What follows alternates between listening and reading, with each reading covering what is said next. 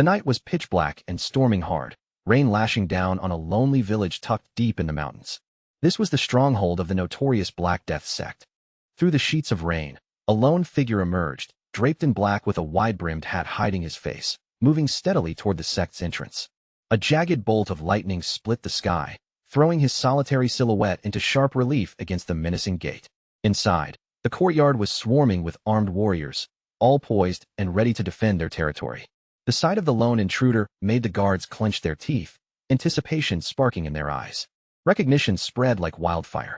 Panic rippled through the ranks as someone shouted that the nameless swordsman had arrived, ordering an immediate attack. Without a single word, the swordsman lunged forward, steel clashing against steel in a sudden storm of movement. He moved like a shadow, slicing through their lines with an almost impossible speed, leaving chaos in his wake. Blades came from every direction, but he stood his ground, calm and ready to counter each strike. In an instant, his hand shot to the hilt of his sword. A single, brutal slash tore through the charging enemies, a crimson wave cutting through the rain-soaked courtyard. One of the cultists could only stare, frozen in horror, as blood sprayed across his vision. Beneath his hat, the swordsman's face betrayed nothing, eyes icy and unyielding even in the chaos around him. More warriors surged forward, plunging into the rain-soaked courtyard to join the fight. The remaining sect members closed in, their leader once again bellowing the command to kill him. But each attack was easily deflected, and another body went crashing to the ground. Every swing of his sword cut with deadly precision, slicing through flesh and bone alike. He moved through the horde like a storm incarnate, his dark cloak whipping around him as he dispatched enemy after enemy. He tightened his two-handed grip, gathering momentum for the relentless assault about to follow. His blade blurred with motion, each swing trailing another spray of crimson through the torrential rain. Like a phantom, he weaved between opponents, a whirlwind of calculated, deadly strikes. One of the bigger warriors slipped behind him, raising a massive electrified weapon to deliver a crushing blow. Believing he had the swordsman trapped, the warrior roared in triumph, certain of victory. But the strike never connected. The giant blade froze inches from the swordsman's hat, motionless, as if time itself had stopped. A strange, glitching sound echoed through the air, and for a split second, the world seemed to warp. Then, in the next instant, the swordsman appeared behind the brute, delivering a fatal strike from the rear. The warrior's eyes widened in shock, unable to comprehend how his target had moved so impossibly fast. From beneath the hat, one cold eye glimmered, showing not the slightest emotion. Soon, the only sound left was the relentless drum of rain. The courtyard fell silent, littered with the fallen and their shattered weapons. The nameless swordsman stood alone amid the carnage, the last figure still standing. His task wasn't finished. Calmly, he began walking toward the main temple. On the temple steps, a lone figure waited, the leader of the Black Death sect. The old man seemed unshaken, as if he had expected this moment all along. He lifted his gaze, a faint, knowing smile tugging at his lips as he regarded the intruder. The swordsman moved steadily across the empty courtyard, all attention fixed on the man waiting for him. When they finally faced each other, a bolt of lightning streaked across the sky, marking the start of the final confrontation. The two locked eyes, a silent battle of wills playing out in the rain. The sect leader was the first to speak, his calm voice cutting through the storm. "So, you are the nameless swordsman." The swordsman stayed perfectly still, offering no reply. The leader scoffed, suspicion in his voice. How could a supposed swordsman of justice hide his identity so completely? The swordsman's response was short and cold. "Because I'm not one." The leader's eyes widened. If not a righteous warrior, then why had he been hunting these unorthodox sects? Tilting his head, the swordsman revealed a pair of glowing red eyes from beneath his hat. "I am not a righteous swordsman." The sect leader's grin widened at the words, cruel and satisfied. He let out a loud, amused laugh, entertained that the world had been so easily fooled. But the swordsman denied trickery. He only said that people saw what they wanted to see. Calling him an intriguing man, the leader drew his own blade, a faint blue aura beginning to pulse along it. Even if he were to die here today, the leader declared, facing such a unique opponent would leave him with no regrets. His eyes flared with a demonic red, and he let out a roar that shook the air, challenging the swordsman to bring it on, ready to fight without holding back. The nameless swordsman tightened his grip on his blade, a red aura swirling around him as he readied himself to charge. Across from him, the sect leader planted his feet firmly, his sword gleaming with a sharp blue light. The world seemed to hold its breath. Even a single raindrop hung frozen between them. Then, as it shattered, they both surged forward, moving faster than the eye could follow. The swordsman's eyes burned a fierce red as he closed the distance with lethal intent. The sect leader met him head-on, focus razor-sharp, refusing to yield an inch. Their swords met with a screeching clash, the sound of metal screaming across the courtyard. After the storm of battle, a heavy silence settled over the mountain temple. The scene shifted, rising up a staircase into the shadows of an unfamiliar building. The swordsman walked away, his boots splashing through puddles tainted with blood from the fight. Blood and rain dripped from the tip of his blade, washing away the traces of the grim work he had done. He left the Black Death sect's headquarters behind, the ruins smoldering in the storm's fading light. His sword rested over his shoulder as he walked, a faint, chilling smile curling on his lips. A sudden flash of lightning revealed his face for the first time, unexpectedly young, messy black hair plastered with blood, eyes full of weary disappointment. Plum blossom petals began drifting through the air, landing softly on a pool of freshly spilled blood. This was the aftermath of another massacre, this time at the legendary Mount Hua. The lone swordsman stepped carefully through the bodies, each footfall echoing in the eerie silence. The camera pulled back, revealing a surviving member of the fallen Mount Hua sect. From the mountain path, a massive coalition army climbed steadily, composed of warriors from the orthodox sects. Their leaders could only gape in disbelief, mourning the horrific fate of the once proud Mount Hua sect. Looking down, they saw the path strewn with the corpses of countless disciples. A monk whispered a solemn prayer, his voice trembling at the scale of the slaughter. The martial artists were outraged, questioning what kind of monster could spill so much blood on sacred ground. Then, one of them sensed someone approaching. Far off, among the fallen, stood a lone figure, the same man from before. He walked slowly through the field of bodies, the wind tearing at his cloak. His body was battered, bruised, struggling with each step. Gasping for air, he wheezed, declaring that the entire Mount Hua sect had been utterly wiped out. The coalition masters froze, recognizing him as a plum blossom sword master, one of Mount Hua's elite, and shocked that anyone had survived. With his final ragged breath, the plum blossom sword master confirmed their fears. The entire sect had been annihilated by a single individual. Before anyone could process it, the killer was already moving, lunging toward them like a streak of crimson. A warning cry rang out as one of the coalition leaders ordered their ranks to intercept him. But it was futile. He tore through the front lines, a bloody whirlwind that left chaos in his wake. The main coalition force braced themselves, gripping their weapons tightly, ready to face his overwhelming intent to kill. One of the leading masters planted his feet, eyes narrowing as he prepared to confront the impossibly fast swordsman. It was no use. In an instant, the Mount Hua sect master was cut down in a flash of crimson. Another master screamed in rage, demanding the cowardly killer show himself. The swordsman landed silently before them, his boots splashing in a pool of blood. Nonchalantly, he tossed forward the severed head of the plum blossom sword master he had just slain. Scanning the assembled warriors, he began listing the names of the powerful sects who had come to face him: Shaolin, Wudong, Qingcheng, and Namgung. He stared at them with an unervingly gaunt figure, nodding mockingly, as if to say they'd certainly brought quite the crowd. One enraged master shouted for him to shut his mouth, unable to tolerate the arrogance. He demanded to know who the swordsman was and why he had committed such a massive slaughter. The swordsman responded with a bored expression, saying he had only come because he heard Mount Hua was the strongest. With that, he casually tossed the severed head into the crowd. It tumbled across the ground, leaving a long streak of crimson in its wake.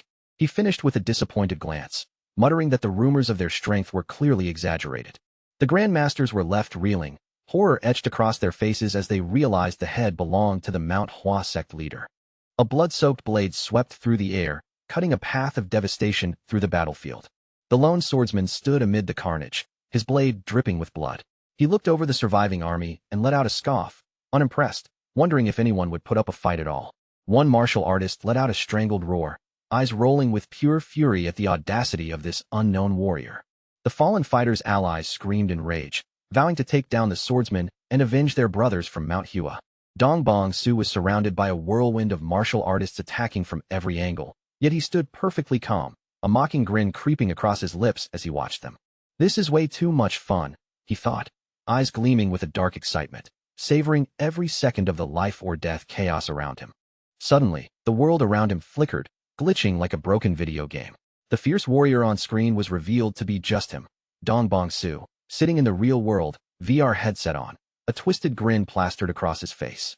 He lifted the headset, the red glow from the virtual battlefield still reflected in his eyes as he disconnected from the game. He exhaled deeply, sinking back onto the couch. The chaos of the battlefield faded, replaced by the quiet emptiness of his dark, lonely room. Touching his neck, he could still feel the echoes of the battle. He wondered if taking on so many opponents at once had pushed even him to his limits. On the table in front of him, the VR gear and game case sat, ready for the next dive into Murim Online. The game was called Murim Online. It was a newly developed VR game set in the martial world of Murim. Its extreme violence, realistic bloodbaths and dismemberments, had sparked outrage, drawing countless emails demanding it be shut down. Dong Bong-soo stared at his phone, admitting to himself there was simply nothing else like it. Then he turned toward the TV, lounging back on the couch, considering a quieter, more strategic approach for his next move. A news report flashed on screen. The CEO of Dido Industries, a man named No, had gone missing. A sinister smile spread across Dong Bong-soo's face. Assassination, he thought, might be a good choice too. From a room down the hall came a faint, muffled voice, weakly begging to be spared. The plea grew clearer, a desperate "spare me," echoing from the other room. The sound snapped him fully back to reality. "Oh, right," he muttered, as if remembering unfinished business. In the TV's reflection, the terrified face of the missing CEO appeared. He rose from the couch, grabbing a nearby weapon, ready to get back to work. In another room, CEO No knelt, bruised and bound, looking up at Dong Bong-soo with pleading eyes. Tears and sweat ran down the CEO's battered face as he continued begging for mercy. Dong Bong-soo stepped into the room, raising a heavy sledgehammer, his silhouette looming ominously over his captive. He grabbed the CEO by the chin, forcing him to look up. "Spare you?" he asked, his tone cold and mocking. Choking and terrified, CEO No insisted he was innocent, claiming he had no idea why he had been kidnapped. Dong Bong-soo simply tossed a stack of photos onto the floor in front of him. The CEO's face went pale. The photos were undeniable proof of his horrific crimes. Stuttering in disbelief, he asked how Dong Bong-soo had gotten them. Looking down coldly, Dong Bong-soo explained that if No had truly been innocent, he would never have become his prey in the first place. Caught red-handed, the CEO immediately changed his tune, screaming that he was reflecting on his actions and begging to be spared. Dong Bong-soo grabbed his face again, clearly tired of hearing the same plea. "Spare me," he muttered, almost mocking him. He had heard it countless times before. A sinister smile spread across his lips as he continued. Lifting the hammer high, his eyes glowed red with bloodlust. "Isn't this getting a little old?" Without another word, he slammed the hammer down with brutal force. But in that split second, the CEO's eyes flickered with murderous intent. He had spotted an opening.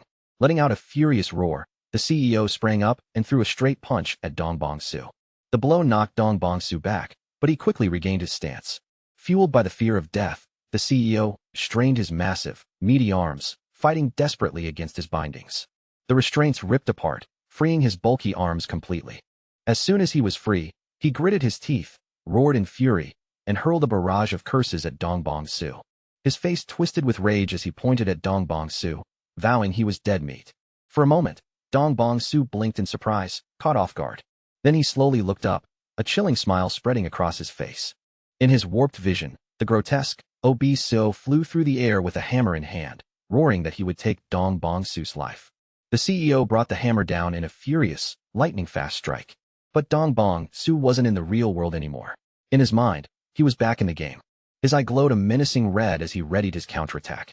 A devastating punch landed squarely in the CEO's ribs, warping his body from the sheer force. The strike was so fierce that his body literally bent unnaturally from the impact. But Dong Bong-soo wasn't finished. His leg whipped upward in a brutal kick that sliced through the air. He followed immediately with another punishing blow. The CEO was sent flying across the room, unconscious on impact. Sprawled face down, his battered, mangled face froze in sheer horror at what had just happened. He scrambled backward, desperate to escape the unfolding nightmare. His voice cracked as he screamed over and over, "I don't want to die." Dong Bong-soo looked down at the trembling man and began to lay out his twisted worldview. "Most humans," he said, "they're like herbivores, weak, harmless, just drifting through life. But," he continued, "there's a small group among them who are carnivores. These carnivores," he explained, "hunt and prey on the weak. They exist only to devour the powerless," he added, his words cutting through the tense air. CEO No's eyes widened in terror as Dong Bong-soo's shadow loomed over him. And finally, he declared his purpose. "And I am the hunter. Who hunts the carnivores?" His single red eye burned in the dim light, a predator sizing up its prey. Dong Bong-soo stepped closer, sledgehammer in hand, and the CEO screamed for him to stay back. Cowering, the CEO shouted, begging the madman to keep his distance. But just as Dong Bong-soo readied the killing blow, the door behind him burst open with a violent crash. Police flooded into the apartment, their boots thundering across the floor. They surrounded him, shouting, "Don't move." Dong Bong Su finally found himself cornered, standing over the battered CEO. The lead detective stepped forward, grim, calling out his name, Dong Bong Su. Holding up his badge, the detective formally placed him under arrest for kidnapping and unlawful confinement. And murder. Dong Bong Su's gaze remained completely unfazed, red eyes unblinking. He quietly wondered how the police had even tracked down his hidden location. Without warning, the detective fired a warning shot into the ceiling. He leveled his gun at Dong Bong Su, warning that they were using live rounds, and he better not try anything. But Dong Bong Su didn't react. His red eye glowed as he peered through a crack in the door, his mind already elsewhere. In his eyes, the police weren't police anymore. They were just another army of warriors, like in the game. His gaze stayed locked, a strange sense of familiarity washing over him. He thought to himself that being surrounded and outnumbered felt oddly similar to past battles he had fought. The detective, growing impatient, demanded if he even understood the situation. Dong Bong Su finally spoke, gesturing to the man on the floor. He told the police that this scumbag had killed 6 women. He explained how the CEO had tortured and toyed with them, even taking photos before they died. He then gestured to the wrapped corpses in the background, all of them the same, murderers and criminals. "These men," he said, "are beasts, carnivores who hunt the innocent.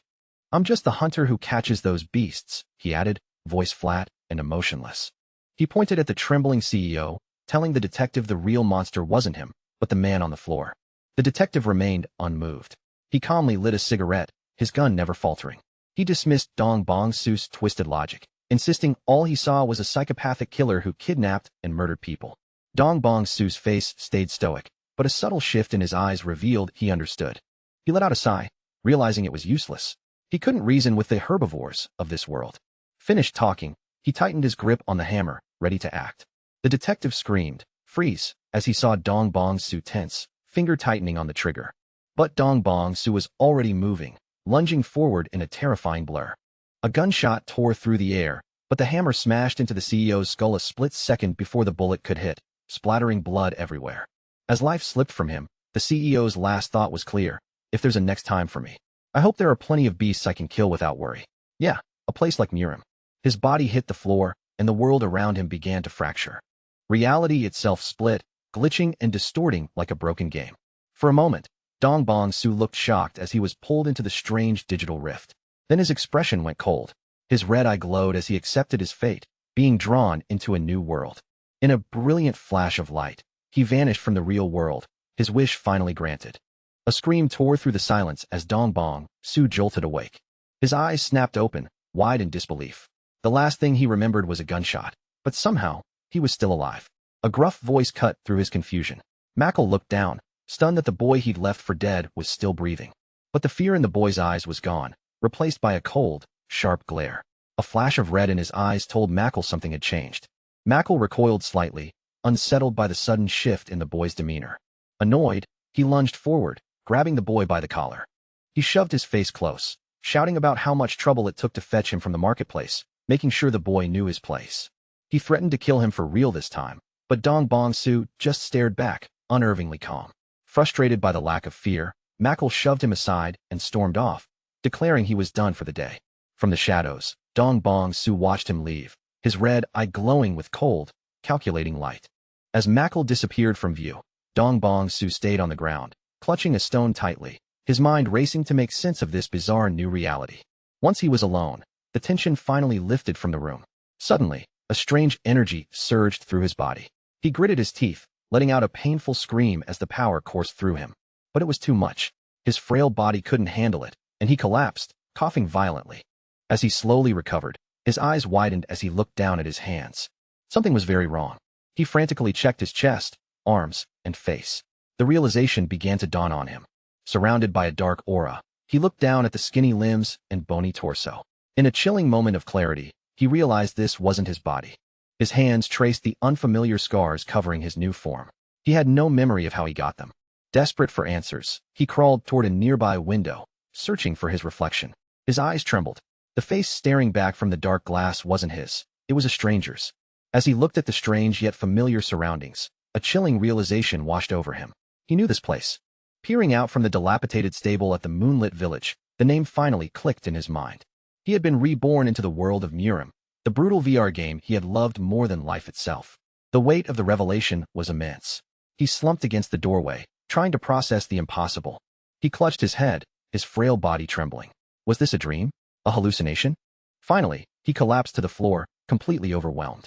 But the tears streaming down his face weren't from sorrow or despair. They were tears of pure, unadulterated joy. His deepest, most twisted wish had finally come true. A system window flashed before his eyes, confirming his identity, player Dongbong-soo. A welcome message sealed his fate. He had officially entered Murim Online, a world ruled by strength and survival. A horrifying, ecstatic grin spread across his face. The psychopath had found his paradise. The next morning, the sound of a horse snorting echoed through the stable. The manic killer was gone. In his place, So Sam, the quiet stable boy, diligently cleaned the stalls as if nothing had happened. Suddenly, the stable doors flew open, and a voice bellowed his name. "Hey, So Sam." It was Mackle. Dongbong-soo immediately slipped into character, turning with a frightened look and stammering his name. Pinching his nose at the smell, Mackle ordered the boy to follow him for a job. Playing the timid servant, Dongbong-soo meekly protested, stuttering that he hadn't finished cleaning yet. He flinched instinctively, anticipating the violence that always followed hesitation. Mackle's patience snapped. He glared, making it clear this was no longer a request. He grabbed Dongbong-soo, reminding him he was just a worthless orphan who had forgotten his place. He snarled that So Sam was nothing more than a slave, a creature made to obey. But behind the boy's terrified facade, a predator's eyes watched and catalogued every weakness. Mackle dragged him through the village to a blacksmith's forge, where a massive pile of discarded weapons waited. Another man, Dongo, arrived with Mackle. The blacksmith seemed surprised, asking why Mackle wasn't there himself. Dongho smirked, explaining Mackle was busy at the Banyan Inn. He made a crude gesture, implying Mackle was enjoying himself with a woman. The old blacksmith sighed, realizing arguing was pointless. He eyed the two men skeptically. He pointed out that the pile of weapons was far too heavy for just the two of them to move. Dongho laughed, brushing off the concern. He gestured toward So Sam. Then, without warning, he kicked So Sam brutally, calling him a beast of burden. Dongbong-soo collapsed, the impact knocking the wind out of him. Dongho taunted him, asking why he was lying on the ground. With a menacing grin, he loomed over the boy, ordering him to get up and start moving the weapons immediately. Dongho cracked his knuckles, a wicked thought flashing through his mind. He remembered he had an appointment at the inn and decided to dump all the work on the boy. Patting So Sam on the head condescendingly, he wished him good luck before turning to leave. The old blacksmith stood off to the side, watching everything unfold, his face tight with a mix of concern and sorrow for the boy struggling before him. All he could do was shake his head slowly, knowing deep down there was nothing he could do to help.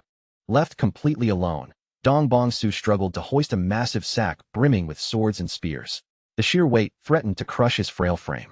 The jagged points of the weapons tore into his back with every shift, cutting into his skin and drawing blood. He stumbled forward, each step a battle, leaving a trail of discarded blades behind him. He fell to the ground, forcing himself back up again and again, gathering the scattered weapons over and over. Dragging that enormous weight through the narrow streets, his body screamed in protest with every agonizing step. By the time he finished, the sun had dipped below the horizon, painting the sky a deep, bloody red. The old blacksmith called out, worry etched in his features, telling him he'd done enough and needed to rest. He couldn't help but notice how pale the boy looked, his skin ghostly, his body trembling with exhaustion. He warned that the boy looked near death, but Dongbong-soo just waved it off, insisting he was fine. As he walked, fragments of the original bodies passed, So Sam started surfacing, the name echoing in his mind. He felt the boy's final moments, the biting cold, the overwhelming despair of a life so small and insignificant it barely mattered. Flashes of brutal beatings assaulted his senses, each memory sharper than the last. Through So Sam's eyes, he saw the hopelessness, the raw fear in every glance. He recalled the towering figure of his tormentor, yelling and striking, punishing him for simply existing. He felt the boy's desperate, trembling apologies, pleading for the pain to stop. But nothing mattered. Violence came anyway. In those last moments, So Sam wondered, amidst the kicks and blows, where it had all gone wrong. Was it when a storm had wiped out his family, leaving him utterly alone? Or was it trusting the Danri clan for shelter, only to be treated worse than an animal? As life drained from him, all he could feel was the cold, hard ground beneath his body. His final breath was a silent, desperate plea for someone, anyone, to save him. The memories faded, leaving Dongbong-soo sprawled on the musty stable floor. But the despair was gone. In its place, a fierce, icy hatred burned. The predator inside him had fully awakened. A low, chilling chuckle slipped from his lips. This cruel, miserable life wasn't a tragedy. It was the perfect opening. He rose and strode toward the water trough. The animals in the stable instinctively backed away, sensing the change in him. Catching his own reflection in the water, he finally spoke the name aloud. So Sam. That was him. He gripped the edge of the trough, a quiet growl rumbling in his chest. Disgust at the boy he once was, excitement for the power of his new self. He stood squarely in the center of the stable, the very spot where the original So Sam had drawn his last breath. Everything clicked, the stable, the memories, the pain. The original So Sam had been beaten to death right here. And now, in this empty vessel, his consciousness had taken root. Just as he accepted that reality, something drew his attention. A glowing blue panel appeared before him, the familiar status window of Murim Online. Somehow, the game had followed him here. A system window materialized, welcoming him to Murim Online. He could hardly believe it, recognizing the interface from the game. His vision cleared, revealing a world straight out of history. The architecture, the clothing of the people, it was all foreign, nothing like the modern world he remembered. In his hands was a bowl of unappetizing, mushy food, the kind given to the very lowest of the low. Django muttered angrily to himself, annoyed that he alone had been assigned to clean up horse manure for the entire Damri clan. He grumbled that if the boy had finished his chores, he should have gone home instead of lingering and causing trouble. Cursing his luck at running into the infamous Psychopath Duryang, he worriedly remembered sending someone named Dongo along with him. Django's frustration boiled over. He couldn't understand why a man of his status had to deal with the mess of a half-wit. In the shadow of his thoughts, a dark idea formed. For a moment, he imagined killing the boy himself, his hand twitching with the thought. But he pushed the thought aside, grinding his teeth as he realized just how risky it would be. If he got caught, he'd be the first to face execution. With a frustrated roar, he kicked open the door to the boy's room. He flung the bowl at him, yelling that the boy's useless existence was making life unbearable. The bowl hit the grimy floor with a crash, its contents splattering as the boy sat weakly on the ground.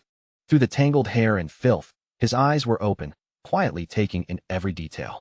He realized it had already been 2 weeks since he woke up in this strange, foreign place. Piecing together what he'd heard from Jiang Ho's ramblings and his own careful observations, he started to understand his situation. For one, even though people here use Chinese characters, it was clear this was not China. The reason was simple, and he could see it clearly by watching the warriors training in the courtyard. Their swords glowed with a strange, almost otherworldly blue energy, a sight that would have been impossible back on his old world. It was proof. This place held something his old world never did. Real, living martial arts. Moves and techniques he'd always thought were just fantasy were now tangible, completely real. Here, people could leap through the air as if gravity didn't exist at all. They moved so fast the eye couldn't follow, blades slicing through the air with impossible speed. A warrior let out a fierce shout, his voice vibrating with raw energy. A whole legion echoed in perfect unison, their combined yells shaking the very ground beneath them. His eyes glowed faintly red as he took in the impossible scene before him. It finally clicked. The martial arts he'd only read about weren't just stories. They were real, alive, and all around him. It was like stepping into a live-action version of the game he'd obsessed over, Murim Online. He turned his attention back to the strange blue panel floating before him, his second big discovery. The status window from Murim Online wasn't just for show, it was fully functional. And for some reason, he was the only one who could see it. He clenched his weak fist. At first, he thought it was a game, but feeling his own hand, the air filling his lungs, it was undeniably real. He started thinking about the people he'd met so far. Every single one of them had their own will, their own twisted emotions. They weren't NPCs following scripts. They were alive, acting on their own desires. He glanced at his reflection in the status window, a single question forming in his mind. In this world, am I a human or a player? A small, curious sound escaped his lips. It didn't scare him, it fascinated him. Then a voice broke through his thoughts. A portly man with a greasy smile leaned through the doorway, sarcastically greeting Brother Sam. His face twisted into a sneer. Furious at being punished for some idiot, he was here to vent his rage on the boy. He stepped forward, looming over the boy who sat silently in the filth. But then he paused, a confused sound escaping him. The boy was slowly getting to his feet. And then the boy did something no one expected. He picked up the broken, dirt-streaked bowl. Right in front of the stunned bully, he began shoveling the spilled food into his mouth, as if it were the finest delicacy. The man just froze, speechless. Shock quickly morphed into rage. He yelled at the boy, voice cracking, threatening to end him on the spot. But then something shifted. The boy's eyes flashed a terrifying red, and he held a sharp shard of the broken bowl in his hand. Before the bully could react, the boy lunged, driving the ceramic shard deep into his flesh. A choked scream tore from the man as blood spurted. The attack was fast, precise, and merciless. The trembling, weak child was gone. In his place stood a predator, eyes burning with cold, ruthless fire. He clamped a hand over the man's mouth, iron strong, silencing all sound except muffled gurgles. As Guakdongo choked on his own blood, the boy leaned in, whispering a chilling secret. The words came low, guttural, dripping with malice. He snarled that the weak little boy the man had tormented was long dead. A low, savage growl rumbled from his chest, the sound of a beast finally unleashed. But he didn't stop there. His fists rained down on the man's face, each punch landing with sickening force. Guakdongo's screams filled the air as the boy clawed at his eyes, driving them deep with brutal precision. The assault devolved into a chaotic red haze, pure, unrestrained violence. In the shadows, he became a demonic silhouette, methodically tearing his victim apart with grim joy. Blood splattered across the stable, a chaotic canvas painted by a newly awakened predator. When the frenzy finally stopped, only a shadowy figure remained, standing over the mangled body of his first kill in this new world. A deep, satisfied laugh echoed through the blood-soaked silence. He closed his eyes, covered in gore, feeling warmth spread through him. "It's hot," he muttered, the thrilling heat of the hunt, a feeling he hadn't realized he missed so much. Standing amid the carnage, the question returned, human or player? In the end, it didn't matter. The warmth, the thrill of the kill, it all confirmed it. This place was real. He felt it from the corpse at his feet, from the other bully Mackle. This world ran on one brutal law, survival of the fittest, the unspoken rule of the jungle. A spark of exhilaration lit up his eyes. He had found his paradise. In this new home, he no longer had to hide who he was. He could finally hunt freely, as the predator he truly was. Stronger, monstrous hunters roamed this land too. This was the Murim, a jungle of the fiercest carnivores. A twisted, blood-streaked grin spread across his face. For the first time, he truly felt alive. And he made a silent vow. Once this pitiful body regained its strength, the hunt would begin again. He wasn't interested in the weaklings. His sights were set on the true predators of this world. Under the cold, pale moon, a monster had been unleashed on a new hunting ground, the Murim. The room where Guakdongo's body once lay was quiet now, but the hunt for his next target was already beginning. The scene flashed back to that blood-soaked room, the one where he had sat after his first kill. Behind the mask, Dongbong Su's mind was sharp and cold. A man like Mackle wasn't worth hunting, but there was something he needed to test. With the remnants of his first kill spread out before him, Dongbong Su started experimenting with the strange new powers he'd gained. He called out a single command, summoning a familiar feature from the game he used to play, the inventory. But staring at the swirling blue panel, he realized something was off. This wasn't quite like the game he remembered. In Murim Online, the inventory was a simple grid, each item occupying a single slot. This, however, wasn't a grid. It was one massive, empty expanse. He reached out, and his hand passed right through, plunging into the void. He was stunned by its size, a personal dimension that felt at least 300 square meters. His gaze shifted from the inventory back to the corpse lying on the floor. An idea sparked. He reached again for the system window. Grabbing the body by the head, he remembered a key function from the game. With his hand covering the man's face, he commanded, "Store in inventory." Immediately, the body began to glitch and dematerialize, as if erasing itself from existence. It was drawn into a swirling vortex of light, breaking into tiny, digital fragments. And just like that, the corpse vanished completely, leaving no trace behind. A glint appeared in Dongbong Su's eyes. An inventory that could make a body disappear instantly. This was an incredibly useful tool. But a dark question crept into his mind. Could living things go in there too? And if so, what would happen? A sinister smile crept across his face. He'd need a few more experiments to find out. Meanwhile, the day was bright and calm at what seemed to be a local sect's headquarters. In the courtyard, two warriors chatted, completely unaware of the monster lurking nearby. They laughed and shared gossip, joking about the latest rumors circulating in the sect. But their laughter faltered when one noticed the silent figure of Dongbong Su nearby, face unreadable behind the mask. He turned sharply, all attention now on the boy. In an instant, he shoved Dongbong Su back, confronting him aggressively. The man, his supervisor, Lord Mackle, sneered, mocking him for going mute. Dongbong Su let out a few low grunts. A disturbingly vacant smile plastered on his face, playing the role of a half-wit. Mackle shoved him again, clearly disgusted. He pointed toward the stables and ordered him to take a horse for a walk. With another unintelligible grunt, Dongbong Su bowed deeply in submission. Mackle clenched his fist, frustrated at having to deal with a brat who couldn't even speak properly. A short while later, Dongbong Su quietly led the horse through the village streets. The marketplace was bustling with people going about their daily business.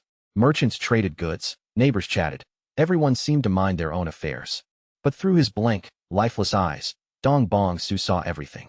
He noticed a group of children hiding in an alley, waiting for him to pass. As he drew closer, they jumped out, hurling a rock at him. It struck the side of his head hard, but he didn't flinch. He kept walking. Blood trickled down his neck, yet his expression remained utterly blank, as if he felt nothing at all. The kids, emboldened, ran after him, making faces and mocking him. Dummy. Stupid So Sam. They laughed, jeering that he couldn't even talk anymore. But their taunts caught in their throats when one of them looked up, his face suddenly stricken with fear. For just a heartbeat, the weak little boy flickered, replaced by a terrifying predator with eyes glowing menacingly in the shadows. The child rubbed his eyes, certain he had imagined it. When he looked again, Dong Bong Su was just the same vacant, half-wit boy, gently patting the horse. The terrifying predator was gone. Without a second glance, Dong Bong Su turned and walked away, leaving the stunned bullies behind. The lead bully forced a nervous laugh, trying to save face. He shouted insults after him, but they sounded weak now, shaken by what they'd just witnessed. As their voices fade behind him, Dong Bong Su's true thoughts surface. To everyone else, he's just a mute, useless and harmless, an easy target. And that's exactly what he wants them to believe. A predator hides best behind the mask of a fool. He keeps moving forward, every step part of a plan already unfolding. Elsewhere, Lord Mackle grumbles to himself. A man of his skills shouldn't be stuck cleaning weapons, he thinks, annoyed that his subordinate, Guac Dongo, has been missing for days. He heads toward the weapons storeroom, muttering sarcastically, wondering if the man dropped dead somewhere. But when he reaches the door, he stops in his tracks. Dong Bong Su is walking out. Mackle's eyes widen in disbelief. Beyond the boy, he sees every sword and spear in the room gleaming, perfectly cleaned and organized. He can't believe it. Did this mute brat really do all his work for him? Dong Bong Su offers the same unsettling, subservient smile as always. Mackle is dumbfounded. He thinks to himself, ever since So Sam nearly died, he's become completely different, fast, efficient, doing things without being told. Even as that thought crosses his mind, So Sam hands a heavy pouch of coins to his greedy supervisor, Mackle, wearing a twisted smile. Mackle grabs the pouch and opens it, eyes locking on the gleaming gold inside. He can't believe his luck. His eyes widen further, greed washing over him as he stares at the small fortune. He bursts into laughter, throwing an arm around So Sam. Praising the boy, he assumes the fool has finally learned how to bribe his way into favor. Patting So Sam's head condescendingly, he tells him to keep up the good work, completely oblivious to the boy's true intentions. As Mackle walks away clutching his prize, So Sam watches from the shadows, a sinister smile spreading across his face. The bait has been taken. His expression shifts. The mask of the fool drops, revealing the cold, predatory eyes of a killer. So Sam thinks darkly to himself, amused. The idiot doesn't even realize he's just accepted payment for his own funeral. Later that night, Mackle struts through town, proudly holding the pouch and lecturing someone off-screen about being more flexible. He shakes the bag, feeling its weight, gloating about how full his pockets are tonight. With a twisted grin, he decides to visit a woman named Cha-sun instead of his usual choice. Tonight, he's rich. He arrives at the Banyong Inn, a lively place of food and entertainment, casually tossing the pouch of money in the air, ready to spend. The portly innkeeper rushes out, beaming, instantly recognizing Lord Mackle. Mackle wastes no time, demanding that Cha-sun be brought out immediately. The innkeeper hesitates. Normally Mackle asks for someone else, and the name Cha-sun surprises him. Mackle confirms the order with a crazed look, impatience flashing in his eyes. The innkeeper's face darkens with suspicion. Cha-sun is expensive, and Mackle usually isn't this wealthy. Sensing the doubt, Mackle shoves the pouch forward, assuring him, the cash is right here. Greed satisfied, the innkeeper smiles again, directing Mackle to a room on the second floor and promising to bring Cha-sun immediately. Mackle settles into the private room, sipping his drink and waiting eagerly, completely unaware of the real danger about to reach him. A voice announces the guest's arrival outside the door. The door slides open, and Mackle's eyes go wide. Cha-sun stands there, and he is completely captivated. He's stunned by her beauty, thinking she's on a level far beyond anyone he's been with before. Trying to appear composed, Mackle clears his throat and awkwardly gestures for her to sit. Cha-sun kneels gracefully and offers to pour him a drink. Mackle is so flustered, he can barely form words. He nervously agrees, laughing to himself, completely absorbed in the moment. But outside, someone watches through a crack in the wall, silently observing the oblivious fool as he admires Cha-sun's hands. A single glowing red eye becomes visible through the gap. So Sam's red eye glares through the opening, locking onto his prey with terrifying focus. The hunt begins. A predatory grin spreads across his face as he prepares to strike. The scene briefly flashes back to the innkeeper's instructions, confirming that this isolated room was all part of So Sam's plan. The innkeeper watches as his high-paying new customer climbs the stairs, walking straight into the trap. He looks down, disgusted that Mackle would spend so much on a girl young enough to be his daughter. He opens the pouch of coins, greed overtaking him. But in the end, he shrugs. Money is money. He holds a coin to his eye with a huge, greedy grin. Suddenly, a shadowy figure appears at the door. The man inside calls a greeting but trails off, shocked by the visitor. It's So Sam, standing like a phantom. The man is taken completely aback. The man, a guard or employee, jumps up, startled by So Sam's sudden appearance. He leans in, sneering, asking what a mute is doing in a place like this. He threatens So Sam to leave immediately, but his words cut off mid-sentence. Before he can finish, So Sam shoves the bag of money into his hands, eyes wide with a crazed, desperate look. He stutters and mutters, playing the terrified mute perfectly. The man glances down at the heavy pouch, curiosity replacing his aggression.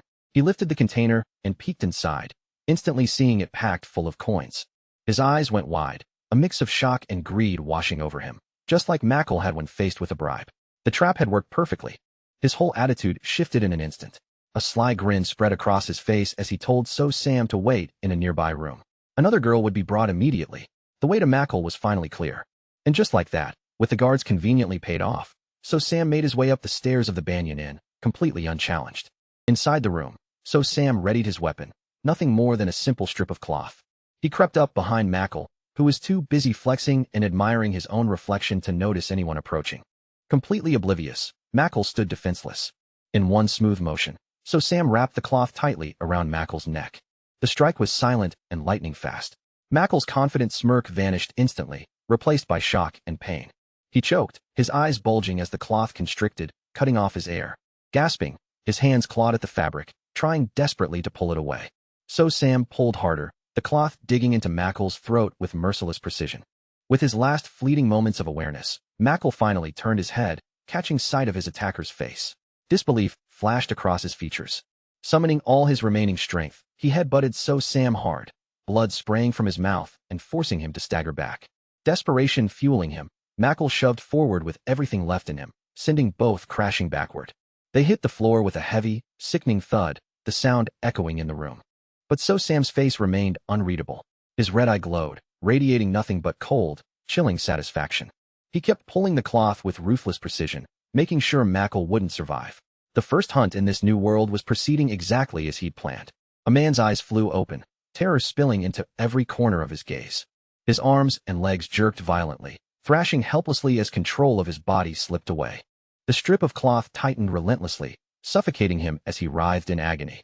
Behind the attack, Dong Bongsu revealed a predatory smile, red eyes gleaming with excitement. He tilted his head back, relishing the final moments of his victim's life.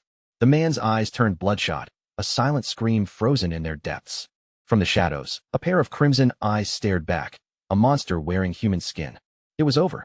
The man lay lifeless, his eyes pale, while Dong Bongsu looked down, completely satisfied. The frenzied gleam faded from his eyes, replaced by cold, calculating focus. The hunt was finished. Now came the part he had to handle, the aftermath. He rose and looked down at the corpse with complete detachment. Sitting alone in the quiet room, the deed done, his mind had already moved to the next step. His eyes narrowed, fixed on the body. It was time to test his new power. Leaving the corpse on the floor, Dong Bongsu walked toward the center of the room. He stopped before a wooden wall, surrounded by the scattered bodies of previous victims. No hint of remorse crossed his face. He concentrated, and a narrow slit of light appeared in the empty space before him. Stretching out his bandaged hand, he reached toward the strange phenomenon. A blue spatial portal opened, his personal inventory. He knew he had to move the corpse immediately. A smirk tugged at his lips as he realized his practice with the inventory was paying off. Watching the evidence of his latest kill vanish without a trace, he understood just how useful this ability would be for all future hunts. Even so, his mind was elsewhere. Something had just been confirmed. He checked his system window, and a suspicion began to solidify. There it was, just as he'd hoped, a notification showing his gained experience and level up. The horrifying truth sank in. In this world, taking a life gave him experience points. The implications hit him hard. Enough experience meant leveling up, and leveling up meant becoming stronger. His eyes widened, glowing red as a dark realization settled in. He stared at his hands, understanding that growing stronger would make hunting easier. And the easier hunting became, the faster he'd gain experience, a terrifying, endless feedback loop. This world could make him infinitely powerful. He clutched his head, a manic grin spreading from ear to ear, while the corpse still lay on the floor. For a killer like him, this place was nothing short of a paradise. A low-angle close-up captured every motion, dripping with pure satisfaction as he savored the lingering thrill of the hunt. He stared coldly down at his victim, when suddenly something caught his attention. Framing his hands like a camera lens, he admired his work, a silent predator surveying its prey. Lord Mackle was dead. Dong Bongsu's only regret? Not having a camera to capture the moment forever. Meanwhile, outside the room, a lone guard stood watch, completely oblivious to the murder that had just unfolded behind the door. Suddenly, Cha-sun came rushing down the hallway, startled at the sight of the guard. She hurried over to the door, calling out to check if the guest was inside. The innkeeper of the Banyong Inn appeared, visibly irritated by the delay. He told her sharply to get in there, reminding her that even if the customer was mute, he was still paying for his stay. Cha-sun quickly nodded, opened the door, and apologized for being late. The innkeeper watched her step inside, a flicker of suspicion crossing his face. He frowned, a strange thought crossing his mind. Were these two staying together? Something about it felt off. His patience wearing thin, he gritted his teeth. Something definitely wasn't right. He knocked loudly on the door, calling out for Mackle and telling Cha-sun to come out. When no one answered, he muttered irritably that they should just rest. But from inside, there was only silence. Anger flared across the innkeeper's face. He couldn't believe they were ignoring him so blatantly. He opened his mouth to scold them for the disrespect. Then, a blood-curdling scream erupted from inside the room, cutting him off. Without a second thought, he slammed the door open and demanded to know what was happening. His eyes widened in horror at the sight that met him. Inside, a body hung from the ceiling, swaying slowly in the dim light. The feet twitched in their final moments. It was Mackle. The guard standing outside froze, staring in disbelief, his voice trembling as he called out his brother's name.